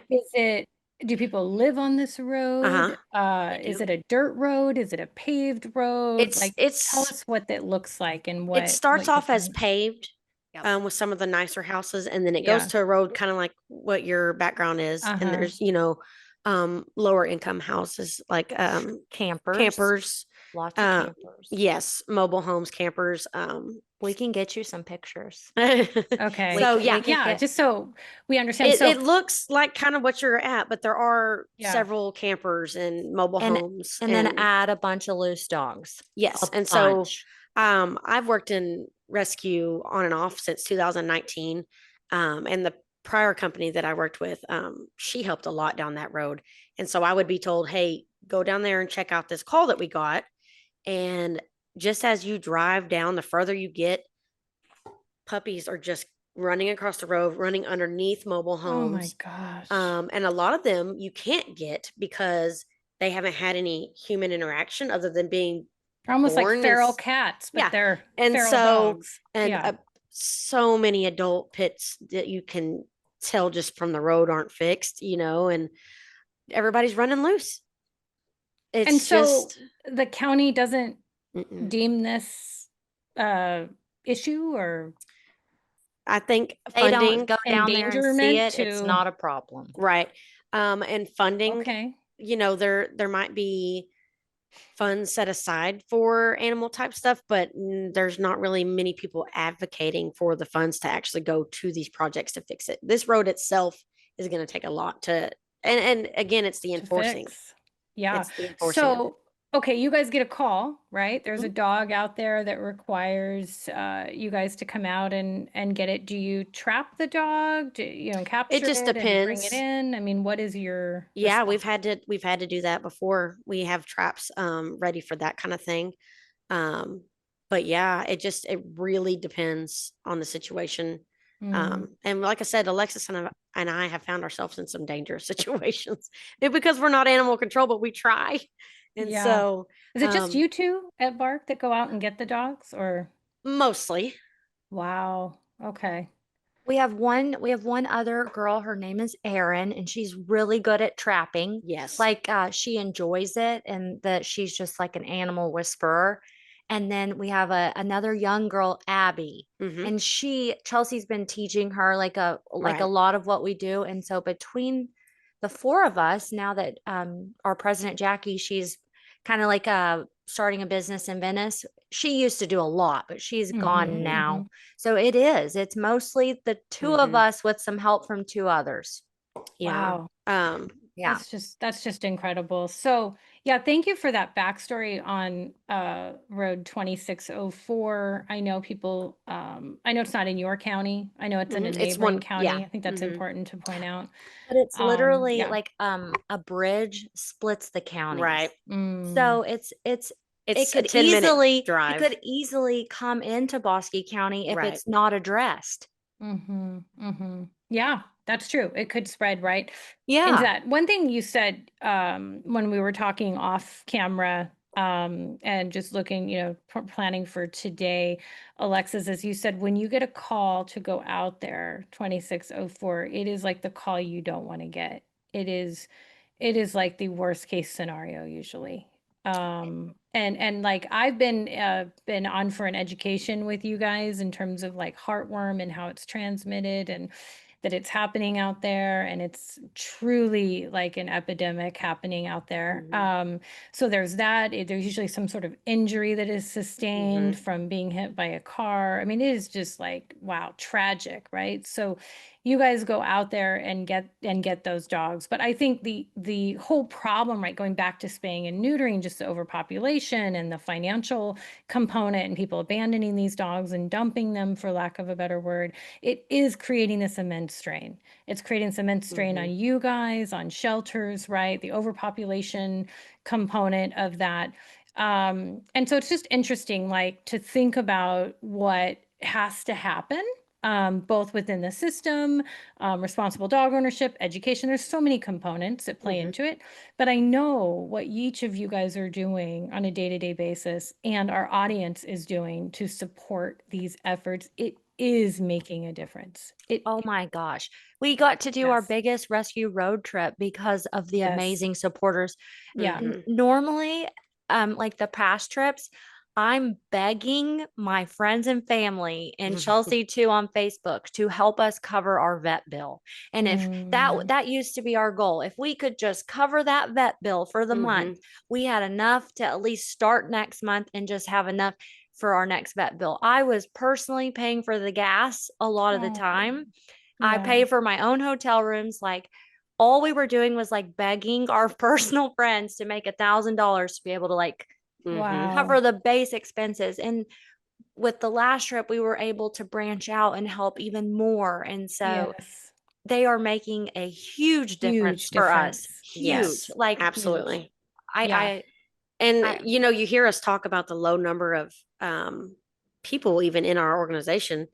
And so just even having y'all as a support system has been amazing. And Oh, because these agreed. stories that we have of these dogs, they mean a lot to us. And so mhm, to get mhm. these stories out there has just been, you can share the heart of it with us. And Oh, so yeah. yeah, it's just been Yeah. nice to see and be Someone else that recognized. cares. Not that Here's we the cool need part. Yeah. the recognition, but Our I just dogs Totally. are getting it and it's they deserve nice. it. Yeah, Absolutely, yeah. absolutely. One cool thing too, also, let you guys know is that we've had people from other countries. Like I was looking at Oh, the that's donations cool. coming in from UK, from That's awesome. Australia, from Oh my Canada. gosh. Like these are dog lovers across the world that are Right. donating to this to get these dogs from Texas to Colorado. And I just Yeah. think that just completely warms my heart.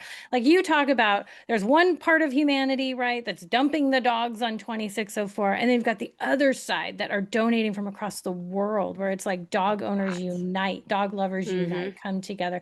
We can't own every single dog that our heart goes out to, right? Wish we could, we can't, but we can contribute and support in that way. And so I think that's just so critical. So I just want to take that moment. Another thing I wanted to mention too is that, Dominique, you mentioned something to me yesterday that I thought was really good to mention here. And that is that there's a lot of really hidden expenses that rescues encounter. And, I'm in the industry, right? And this was a huge eye opener to me. And I just wanted to mention this. And that is like, for an example, is heartworm, right? So here, I just want to give my own personal experience with this. So here in California, we have heartworm, but it's kind of like I take them into the vet, and it's like the vet's like, oh, it's going to be $200 or 150 for a heartworm test, and I'm Wow. thinking, all right, like, I guess, Mhm. and then I'm thinking to myself, it's going to come negative, but what kind of dog owner am I going to be if I don't, So I pay the money and I get it. And then yep, it's negative. It came back negative. Here's the expensive meds. You got to put Mhm. on, oh, The okay, prevention. yeah, okay, all right, I'll do it. So I put down another couple hundred, whatever, to do that. It's not cheap, it's Mm-mm. expensive. But the point is that heartworm is not on top of mind here for us, but it is absolutely a huge problem in certain areas of the country. And so Mhm. when Dominique said to me yesterday, it can run $750 to $1,500 to treat one dog Mhm. with heartworm. And these are being spread by mosquitoes, like Yep. out there, on road, 2604, right? Mm-hmm. So, do you guys want to talk a minute about that? Like just some of those expenses that you guys encounter as a rescue? Right. So that is definitely one of the ones that we can have. Heartworm is super tricky, and it's one that is what we like to call a hidden thing because kiddos can be tested that day before, that day of, that they're supposed to be transported out to us. They could have been on preventative that whole time they're in Texas, and we could still have kiddos that test positive out here in Colorado. It's Crazy. and I think it's due to the high level of just the presence in Texas and how it Yeah. is also an epidemic down there.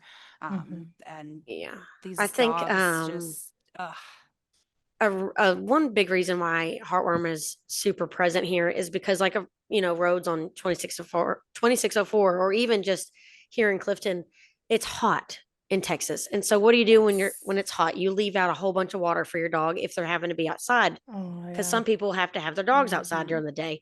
And so then you don't maybe they're not dumping their water as regularly, and The the mosquitoes, larva. they breed in that. And so at Bark, like in the summer, my kennels, there's pools for the dogs to jump in when they're out. And every single shift, morning and night, if you fill up a pool, it gets dumped out because we don't want mosquitoes to start breeding. And, Hmm. Right. but yeah. And so, like, let's say 2604, and there's dogs that just live outside and they're just, okay, I've got this water bucket out there, but you don't ever dump it out, it's going to attract the mosquitoes.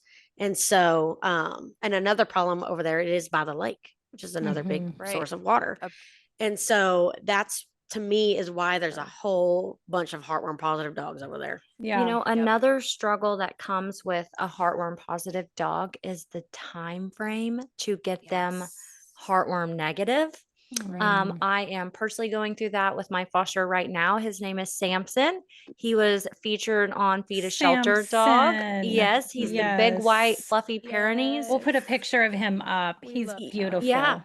Yes. So, you start with 30 days of a pill form, one pill a day, sometimes two, depending on their weight.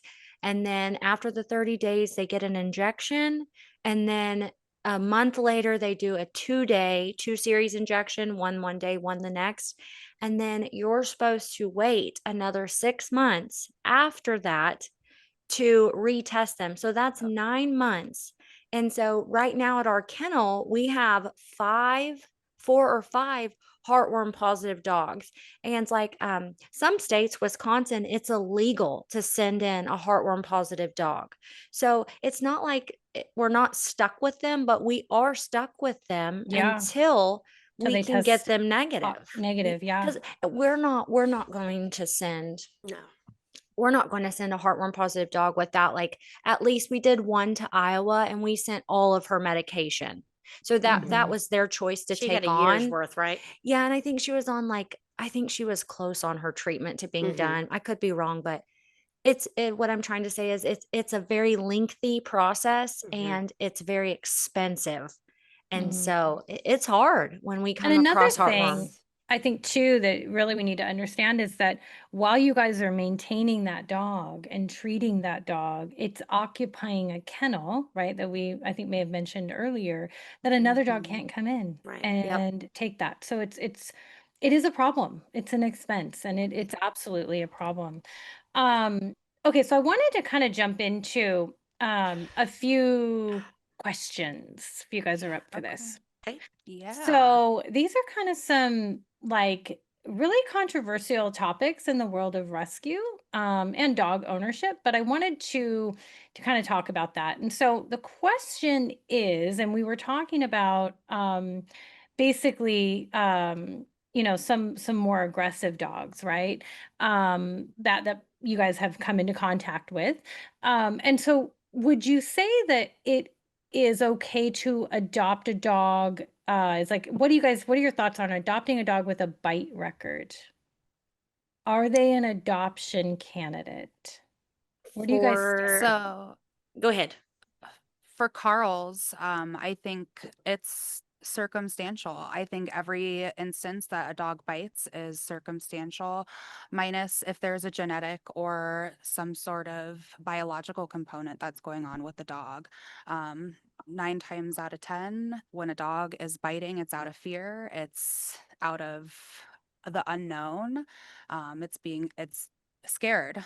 Rescue dogs have a history that is not so great. They haven't had that reassurance. They haven't had a good pack leader, a good upbringing to be able to Mhm. realize what's safe and what isn't safe. And so a lot of the times they're put into situations where that's how they're communicating that they're scared and Mm-hmm. unsure is with a bite. Mhm. And I think it's really realizing and noting what the situation is, what's happening in that situation, what could have caused that dog to bite. And then can that be resolved? Was it a biological component? Was it a genetic component? Or was Mm. it that history that they have? Is Mhm. it something that can be taken care of with desensitization, with training, with severe breaking that and relearning how to dog and how to feel comfortable again? Do we need to bring in a veterinarian that is going to help maybe control if there is a biological component? Can it be controlled at all hand in hand with training? I Mhm. think it it varies, but Yeah. ultimately it's I think every dog not can be saved, but is worth trying to save and seeing Yeah. Yeah. what has this dog been through. Mhm. Can it be trained Dominique, to tell be us more tell us about that comfortable? dog that you told us about yesterday, that what y'all have done for her. Yes, so this is actually Kalina, who was featured for Feed a Shelter Pet Week. She was the one who was tossed out of the back of a pickup truck. We brought her in, and she just seemed very reactive, unsure. She wasn't necessarily trying to bite, but she did have that just barking, that loud, crazy, oh my gosh, what's happening all the time, all the time. And so we have had her working with our trainer.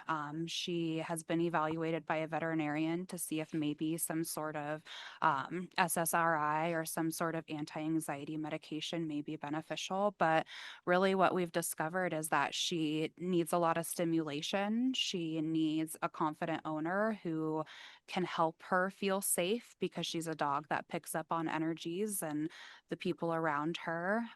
And again, just making sure that she can be worked, her brain can stay busy. And she has proven to be an incredible dog. She loves to do agility stuff, she loves to snuggle. Her foster was telling me yesterday that she is kind of laid up, not feeling well, and her and Kalina have just been snuggling and enjoying all the love. So Is it's taken Kalina time. is that Kiki? Yes, that is Kiki. So, Kiki, just real quick for our audience and our VIPs that I know follow this closely, for the support a dog, Kiki was actually the top dog that was donated to. Oh my Oh my gosh. That's goodness. You can amazing. see That the is breakdown. amazing. So I love Thank that you story. Now, all guys. Oh. six, let me tell you, it was close. Like, I bet. but I Mhm. bet. something about Kiki, I think being thrown out of a moving vehicle, it just is like, wait, what? And you can And Mhm. just they're I feel all like super that compelling. picture that was featured of her, I feel like Hmm. you can just see in her eyes that Hmm.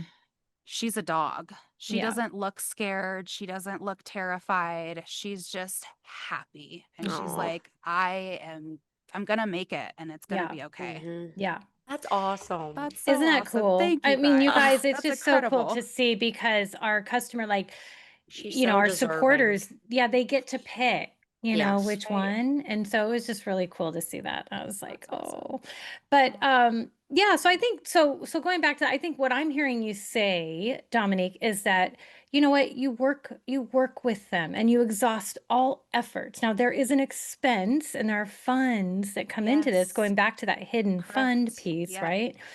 But yeah, you work with them to see what all can we try. And in Right. very rare cases, I know you mentioned offline that, if it gets to the point where the dog is really suffering, doesn't have a Right. quality of life, if there's something psychological happening Mm-hmm. with the dog, you may make the very difficult decision at that point, right? But fortunately, that is rare in most Right. cases of what I'm hearing. Like you can work through this with training and get them Correct. the right It is very environment. much Yeah. usually a biologic and genetic component that Hmm. can't be controlled and Yeah. can't be trained out. And Yeah. they're living in this 24/7 state of mind where they feel like something bad's going to happen. They're constantly Mm. scared. They're constantly lashing out. And that's not It's fair to sad. them to be able to live in that mindset. No, So, thankfully, absolutely not. we have never encountered it at Karl's, but I know that it can be a possibility, and I Hmm. know that Yeah. it can Yeah. happen. It happened. Right. Rarely, fortunately. Rarely. And Rarely. again, I feel Yeah. like there's a person for every dog. So while we have Mhm. our Kikis and our kiddos who are a little bit more challenging and have needed that extra support, there's someone who wants to give that to them, who wants to love them, who has had a dog like that before, and it's been the best dog that they've ever Yeah. had. So Yeah. they know. Yeah. It's a matching the right Yep, the right fit. absolutely. So, going into dogs like this, I know I want to ask you guys about pit bulls. It's a hot topic, pit bulls. Is it time to ban pit bulls? I think Dominique should start with this because All she is right. a very, very strong on this. Okay. Because Absolutely setting this up, not. there's debate Yes. on both Oh, sides, right? absolutely. So Mhm. there are those that are like passionate pro pit bulls, and then there are those that are like cross the street, stay as far as you can. They're Yes. intimidating, should not Yes. have pit bulls, and even probably some communities, some homeowners, right? If you rent a home, like pit bulls are Correct. Mhm. banned, There in not even Denver, allowed to live there. the So city of Denver had a pit bull ban for the longest time. You couldn't even really? own a pit bull in the city of Denver Whoa. because there was that such a heavy negative connotation on the breed. Alexis mentioned it yesterday. The name is scary. Pit bull. Mhm. That Mhm. sounds scary. Yeah. I think the fact that so many pit bull bites get reported and are scary because they are a larger breed dog. They do have that bigger bite. I think that also throws it out there. I think because unfortunately they're a dog that's being used for fighting, for A breeding, hundred for percent in Texas, they are doing that. all of these awful things. They hold that weight and they carry that negativity on their back. And people think they're big, scary dogs because that's what they've been told. And that simply is not the truth. Mhm. In my opinion, I have three pit bulls myself, and they've been the best dogs. My soul dog Ella was a pit bull. I actually, when I I went into the shelter, and I wasn't doing rescue at the time. It was my dog when I fresh out of high school, 18 years old, starting my own life, I'm gonna get a dog. I anticipated getting a little small dog. I was in an apartment. I didn't think I needed a big dog. I went in there and I spent 8 hours at the shelter filtering Wow. through all of the dogs, all of the dogs. None of them were fitting the bill. And I finally was like, I'm not leaving without a dog. So here's what I need. Go bring me whatever dog. And 5 minutes later, they brought out this sweet little girl named Ella, who was a fawn pit bull mix. And they said, she is everything on your list. But she's However, not small. she's a pit bull. And I don't know how you feel about that. And I didn't have any feelings one way or another because I'm an animal lover. All dogs are dogs to me. A dog is a dog is a Mhm. dog. Agreed. And spent about 5 to 10 minutes with her, and she just knew. She knew how to love. She knew how to play. She knew how to look right into my soul and say, everything's going to be okay, girly. We got Mm. this. And because of her, I am forever changed. She Wow. has like just that love. She would check in with me every day. She checked in with everyone in the house. She knew when you were sad and would just be the craziest, silliest little girl, but also lick your tears at the same time and tell you that it's Mhm. okay. Oh. And to me, they're just the most loyal, the most kind, loving, a little bit stubborn. So, I'm kind of here Yeah. for that because I'm a little bit stubborn too. But they give you that personality. You never have a dull moment where you're not loved with pity kisses. Yeah. So, Oh, I and they're think I also called nanny dogs, are they not? Or Hmm. at yes, some Yep. point? back in the Yeah. day, they were. Yeah. Yep. I think Yeah. also like if you are involved in rescue in Texas, you probably have a pit bull yourself. I know that I have one that I've rescued. Chelsea has one that she's rescued. I think it's safe to Two of say mine that, are yeah, mixes. Yep. I think that more than half of the dogs in our kennel probably have some pit in them. And it's most of the calls that we're getting to ask for help. And Hmm. most of them are all wonderful. Like Wow. most If of you ask them. Resilient. me, yes, they forgiving, very forgiving Yes, yes, of one of their the past. most. Yes, and so if you ask me, that, like I said, I've been doing rescue since 2019. It's hands down my favorite breed. Mm. So So I'm guessing it's a collective no. It is not no, time to It's no, ban pit not. bulls. And what I'm No, hearing is exposure and education absolutely. around that. absolutely. Yeah, because I mean, I myself am intimidated by pit bulls, like just Right. full, transparency, and disclosure. But I think it's, I wasn't brought up around them. I don't Hmm. know anybody who has one. My son would come home from a play date or something when he was younger, and they had pit bulls, and one of them was named Chompers, right? God. But Chompers was adorable, Oh super God. sweet. It was the other Mhm. one who had a very, regular name that was more aggressive and protective. But in any case, but I mean, that was their only experience, right? So you just don't have a lot. Right. So Hmm. I think it's like, it's exposure. I think it's It is. education and exposure for And sure. Yeah. when you hear just the negative about them all the time and Hmm. never any of that positive, and you only hear the scary, and you don't have those positive experiences or any experience at all, that's what you're going to carry, is that Yeah. negativity, unfortunately, because that's what Yeah. you've heard and that's what you've seen. So, Right. That's what you're going to associate with, like that mhm, prejudice and bias. Yeah. absolutely.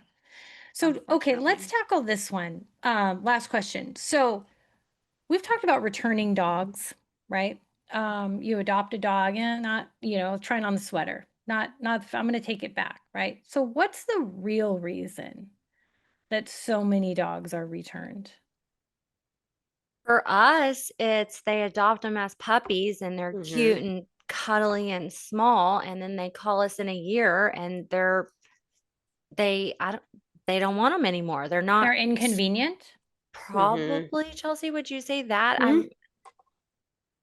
Inconvenience, expense, not realizing beforehand what it does actually cost to, own a pet for Man, life. yeah. Um, the mindset again of exchangeable. Mhm. I think people they don't, the commitment is not there. The Yes. Yeah. lifetime commitment is not Mm-hmm. there. Wow. How I about you, think Dominique? What do too, you think? a lot of it is unfortunately for us too, those puppies that will grow up and get returned. And I think another part of that is they don't realize what it takes to raise a dog. It is a lot like raising a child. You do Mm-hmm. have to socialize them and you do have to teach them quote unquote life skills on how to be a good dog and how you're going to act in public. And people just assume that they're going to get this dog and they're going to know how to go potty and they're going to know how to interact with every other dog under the sun. They're going to know how to interact with their family. And that's not the case. They need Mhm. training and they need A, constant a fighting. big one There's a we see here too is, oh, well, we're moving and we can't yes, take the dog with us. yes, Mm. Um, And we and don't have so time for it. That yes. one just gets me. Like, we don't have time to give it the love we have. So you want to bring it to our kennel where they're in an 8 by 10 concrete Mm-hmm. floor where people come in twice a day. It's better that, to me, they're better off in their crate at your Even if, house, yes, even even if if you it's, work a 10-hour shift, it's still better for them. Yeah, and we don't have time for it. Like it's if you were honest about your lifestyle from the beginning, Right. right. and understanding, I'm some only home 3 hours a day or For whatever. me, like if I were to move next week, my dogs are coming with me. Yeah. So Yep. I just someone that someone Yeah. messaged the Bark phone last week, one of the owner surrenders. They paid, I cannot think of the breed right now, but oh they are yeah, it was high expensive. dollar, It was a re- doodle mix, some sort of high, doodle mix. but they were like full blood. Yeah, They were yeah. from a breeder in Wisconsin or something. And that's what he said. We need to surrender them because we don't have time for them anymore. But they Ugh, had time kills to me. pick these dogs out from Wisconsin, have them shipped down here, brought down here. I don't know. Obviously, they got to Texas, and now they don't have time for them. Yeah. So is that dog in your kennel? It is not right now. We are 22. We stay full, and so we have a list. We You have have a waiting list. When oh we go, it's situational. This emergency might top the owner surrender that's been Oh. waiting for 3 weeks. And so we kind of go on need. it's So then do you awful. think that contributes to the dumping? I can't wait 3 weeks. Hmm. Oh. Oh yeah, yeah. Meanwhile, we're spinning our wheels to Wow. do as much as we can. But these Yeah. people, they haven't even posted them on social media to try to rehome them themselves yet. Mm. It's where the easiest, they think Right, we're the easiest, quickest solution. It's not our problem. They're dog people. It could be their right. problem. We get that a Mhm. lot. Aren't you a rescue? Isn't this what you do? Yeah, Well, you're gonna Oh, have to yeah. try to help yourself first. Right, right, right. that's Yeah. our We, we mentality, we try to anyways. Right. put the ball back in their court before Yeah. we just jump and say okay, because we Mhm. don't necessarily want to bring them in because, like Alexa Right. said, it's an 8 by 10 concrete It's kennel. like it breaks my heart. I'm like, they're So, coming from homes into like where it's just and a loud, lot of barking them dogs. that do come in like that, they come in broken because they Oh, they or sit they break there down in our kennel. Right. they sit there and they wait at the door Mhm. for sometimes 2 weeks, and they're like, "Oh, they're coming back," Oh and my they're not. gosh, Chelsea, that just kills me. Um, Carl's took in one of ours that was an owner surrender, and she was so broken. Who? Um, Which one? Luann, Oh, yeah. she was broken, and it took us a while to build her confidence back She up. was with her family for 5 years, Adopted from and Bark as a puppy. 5 years, and a divorce, is my Mm-hmm. understanding, Mm-hmm. happened, and they moved and left her with the dad. She killed a chicken, and he was like, absolutely not. She cannot stay here. Yeah. And in like our contracts, I'm almost certain, Dominique, are the same. You bring our dogs back. Right. In Yeah. our contract, when you adopt a dog, you can't rehome it. If you don't want it, it comes back to us. Mhm. So Mhm. Oh, so where's Luann now? She is in Colorado with her forever family. Yay! Was she on the last road Yes. trip, or was this No, this This was before was we a like did while a while ago. ago? probably like a month Oh, after Alexis and I started doing the transport together. So maybe a year okay. ago. Mhm. Nice. Okay, I love to hear that. Okay, well, this is a good segue into the next road trip that's coming up. So you guys got to make room in that kennel for sure. You Yeah. got we got to get these dogs to Colorado to get to their new home. So the next upcoming rescue road trip is scheduled for August 17th. It's a Y- Saturday, it's a A Sunday, but you're going to Sunday. leave late Saturday night again Right. because of the heat, or midnight or Yep. somewhere around that. Mhm. Travel through the early morning hours and get to Dominique in Colorado Springs, the park there, Sunday around 10:30, 11 o'clock on August 17th. So my understanding is you guys are targeting 27 dog passengers this trip, hopefully, give or take a few. Yes. And again, Yes. just so our listeners understand, initially, for them to go to Colorado, they have to have a foster that is already committed to accept them. They can't show up with all these dogs and no Mm, place to go, mhm. right? As much Correct. as we want to send them on Yes. their way, we have to have a plan in place. So, Mhm. approximately one third to one half of the dogs have fosters that sign up for them right away. The Correct. other two-thirds to one half, we have to wait, right, Dominique? You have to wait.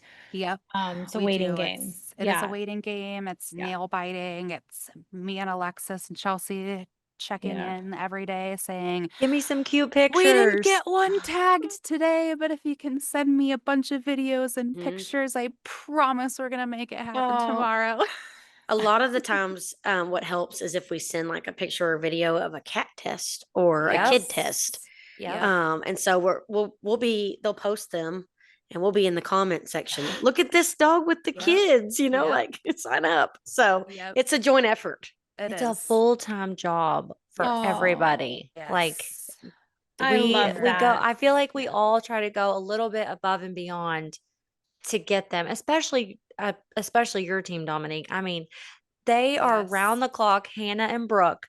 They're in Yes. charge Our of foster coordinators I are mean, they'll amazing. be doing home checks at like 10 o'clock at night, making sure the Yep. day, like, okay, they're good. Bring them on. We got someone. Like Mhm. These they are don't. like the silent heroes, Oh my truly, Yes. just the gosh, Absolutely. unspoken That we can't they do heroes. without. they Yeah. don't Yes. give up. This They They don't give up. whole are amazing. operation would not be handled. Like, it just wouldn't happen if Right. it weren't for the behind the scenes Mhm. heroes doing that, and the volunteers, and of Yes. course, like the listeners and the supporters there. Okay, Absolutely. so we're hoping for more fosters Yeah. always. So Yes. even Always. though you have how many again? We 30? No, have 100, 130. 130 Um, fosters in various right. situations. Yeah. Dominique, Right. talk about how y'all supply all the materials too for fosters. Yes. So something that we do because fostering is it's a lot to ask of someone. You have to open your home, you have to open up your family, you have to open up your heart, most importantly, which is a hard thing to do. Mm, So at Karl's, we really like to provide whatever our fosters ask for food. We take care of any additional vet care that may need to be done beds, collars, harness, leashes. When our Kennels. fosters sign up to foster whichever dog that they choose, I ask for them to note whatever supplies they need so that way they can best be set up for success because then our dogs are best set up for mm-hmm. success also and Yeah.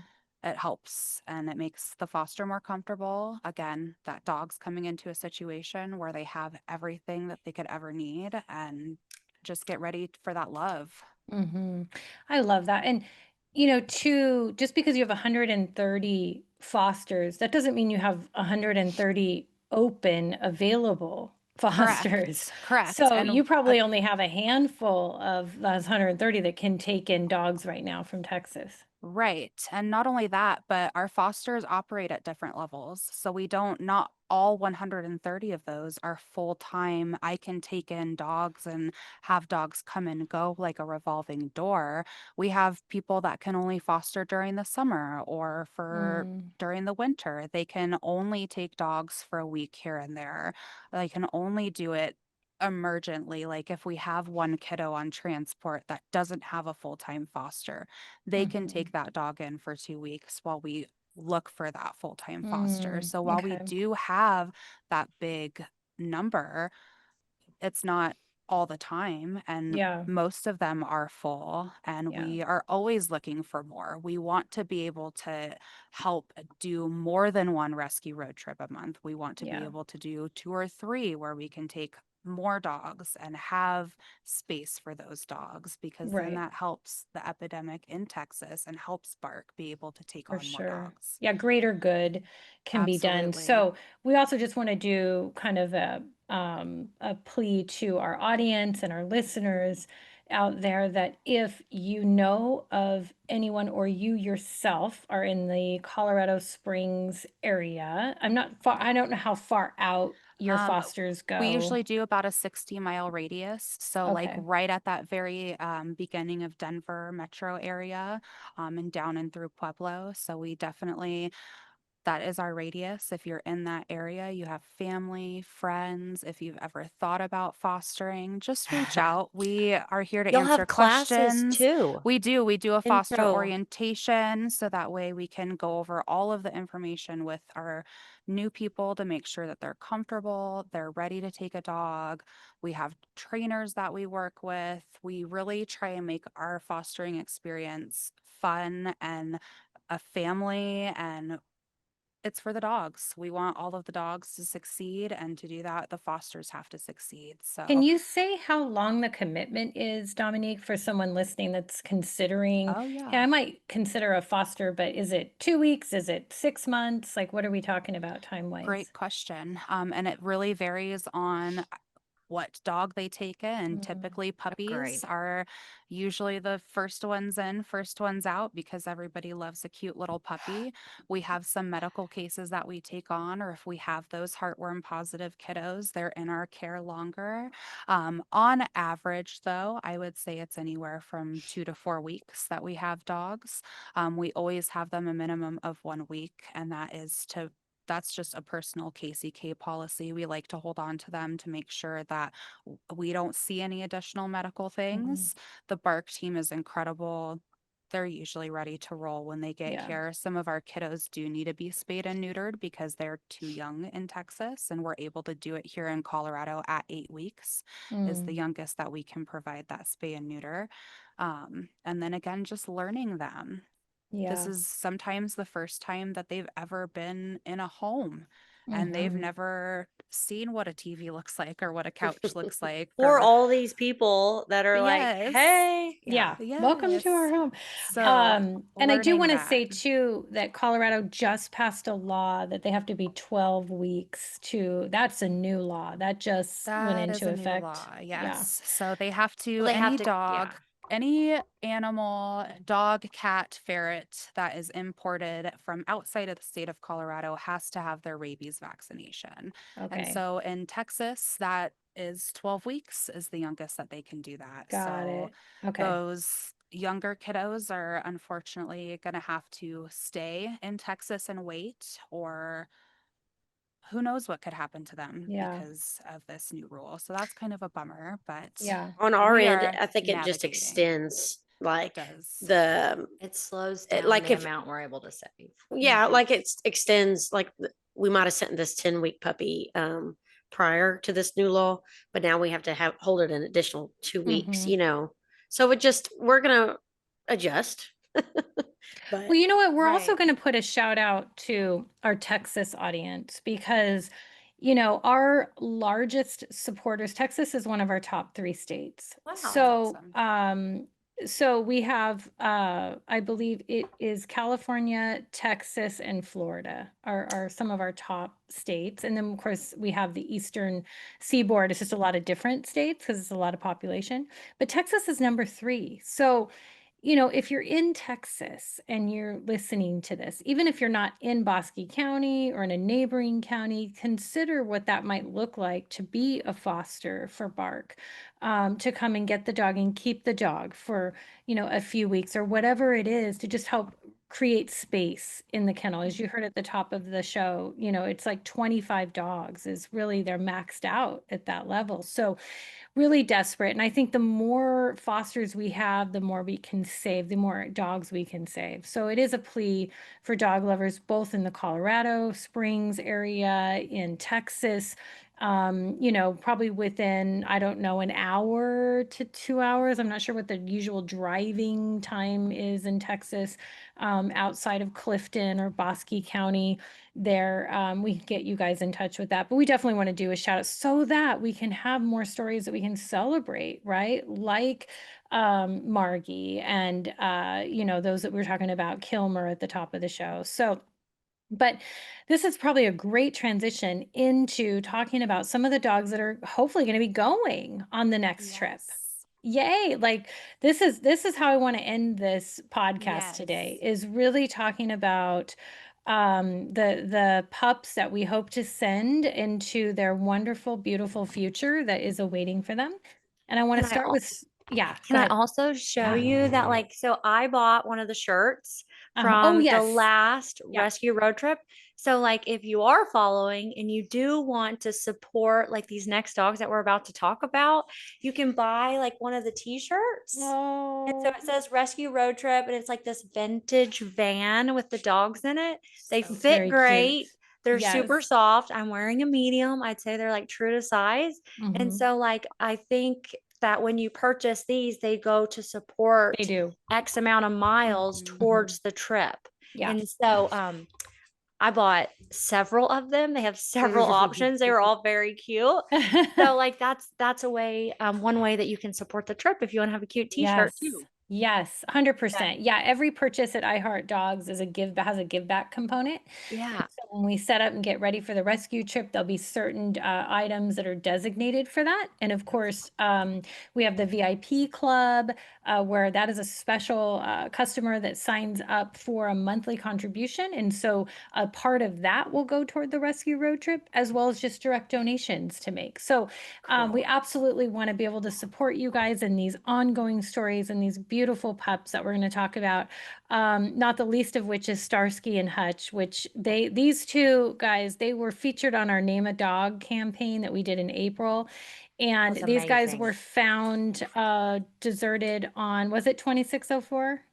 No, No, but it it was a was different. by the lake. It was by the lake. It Okay, was so these guys over. were that story that she was sharing about the blistered paws. Just a, oh my gosh, heart-wrenching story about Starsky and Hutch. So they were fortunately saved by Bark Rescue, taken in, beautiful story. They had the surgery done. And so we put it up for our community, if you guys remember, to be able to offer a name. And the name that came in, and that was selected, that was most voted on, was Starsky and Hutch. And when you see their picture, we'll put a picture up with them right now.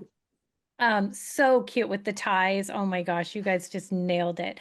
So they are ready to go. Like they are healed. There's eye surgery was We feel done. like they're the most deserving of all of them Ah, right now. Like, yes. it's their Yeah. turn. We're ready for It's their them. It turn. was It's their their turn turn. last turn, and I Yeah. was Yeah. like, "Oh, I can't I just know. yet." I We had know. we had so many. We did. Yeah, We you did. did. So So, hopefully they're going, right? Hopefully we oh, can get a they foster will for those be guys. Yeah, they will be fingers coming for crossed. sure. Starsky and Hutch are coming to the Rocky Mountains. Okay, the other one I wanted to highlight is Morgan. And so this is just one of those stories, you guys, it just, oh my gosh, you're just like on pins and Should needles. You want her to should I go and go have the grab safe in her? future. Yes, Okay, yes. Where is are she? I'll you So grab her for you. yeah. Oh, okay. We're at the same house, but she's Oh in a yeah. different room. Okay. So I don't, oh, she lays with me. She Oh, doesn't okay. leave. Oh, Hold on okay. one second. So yeah, so Aw. while Come here. Alexis goes and gets She's her, gonna come we'll here. sort of set up the backstory. So Morgan was found by a family with the last name of Morgan and thus given a name of Morgan, and they saved her, brought her in. There she is. And she's what? How old? She's a So puppy. they think she's about 6 months. Oh, Yeah, and she's all legs. Like, look at her. she She's Oh, is. beautiful. Say she's hi. so And so, beautiful. Pretty girl, pretty She was shot. girl. She was shot with With like a a pellet gun or something, or it's actually like I don't know the kind of gun, but it's called a buckshot.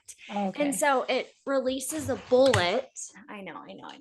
And Oh, it releases them like all over. And so I know it's gonna be hard to see, but she has pellet wounds all yeah, we have over. pictures of that. Yeah, just Yeah. like And yeah. so she Oh, goes to see the vet on the Monday before we leave to see if she's cleared for travel or not.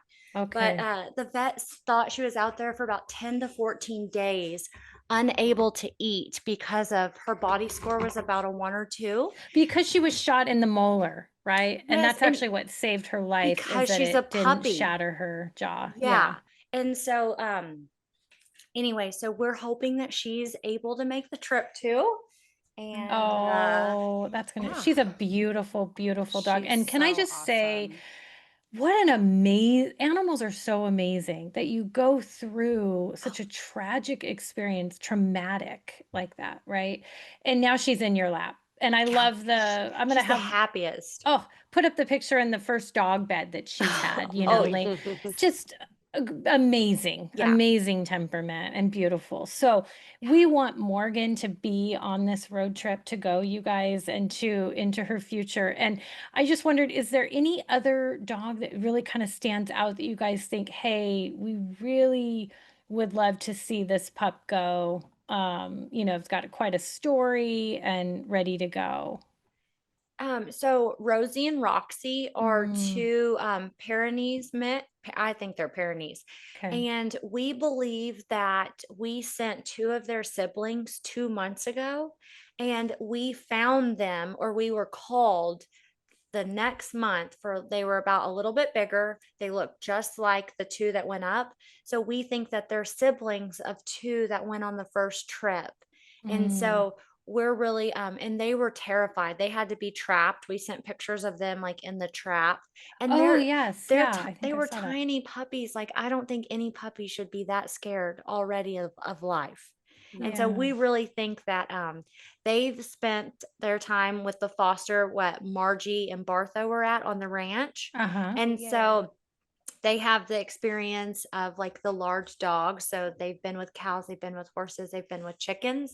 So we're hoping that they get their turn too because they were dumped, they were terrified, and Yeah. they're I think full of we have life a. and personality Did you now. give her the picture, Alexis, from the first day they were in the kennel Yeah, to they're now? like Mm-hmm. They're like hunched over each other, like because they've been depending on Yes. each other out in the wild. Yes. So it took Oh, us like we couldn't touch them 2 weeks at the kennel.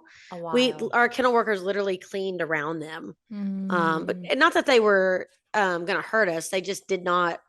They would go away from us. They'd go in yeah. their little dog Didn't house while we trust cleaned. you Right, yet. right. Yeah. They've So always ma- been sweet, but Yeah.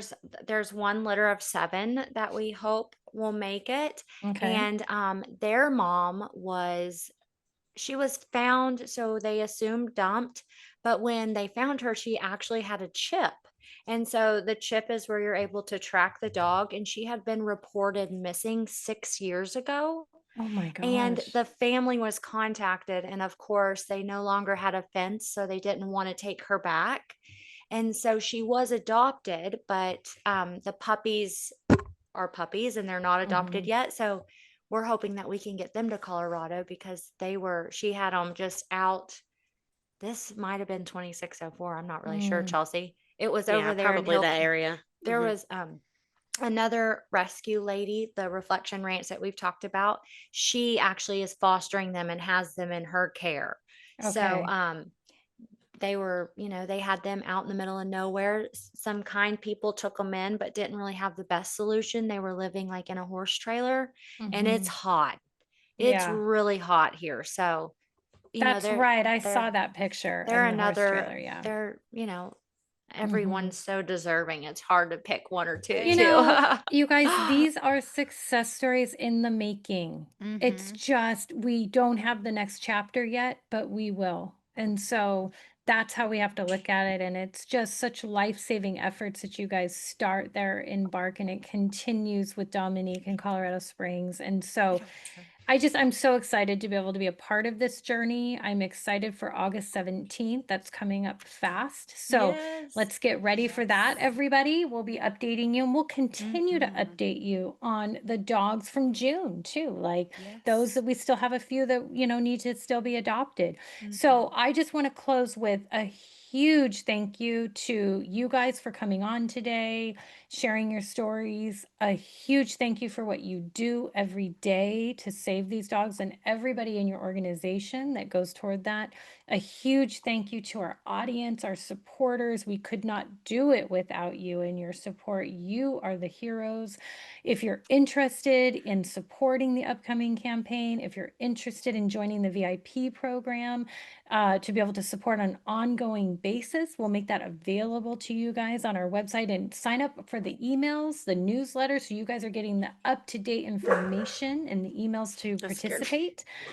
See, Morgan is saying join, right? I'm hearing that. And so just in closing, I want to just be able to let you guys know that we'll be doing this once a month. So we'll issue another podcast next month around the middle of the month. So look for that. Well, ladies, thank you so much. Thank you, everyone. Thank and with you. that, we will say take care and we'll talk to you very soon. See you in Thank you August. so much. Adios. Bye. Bye.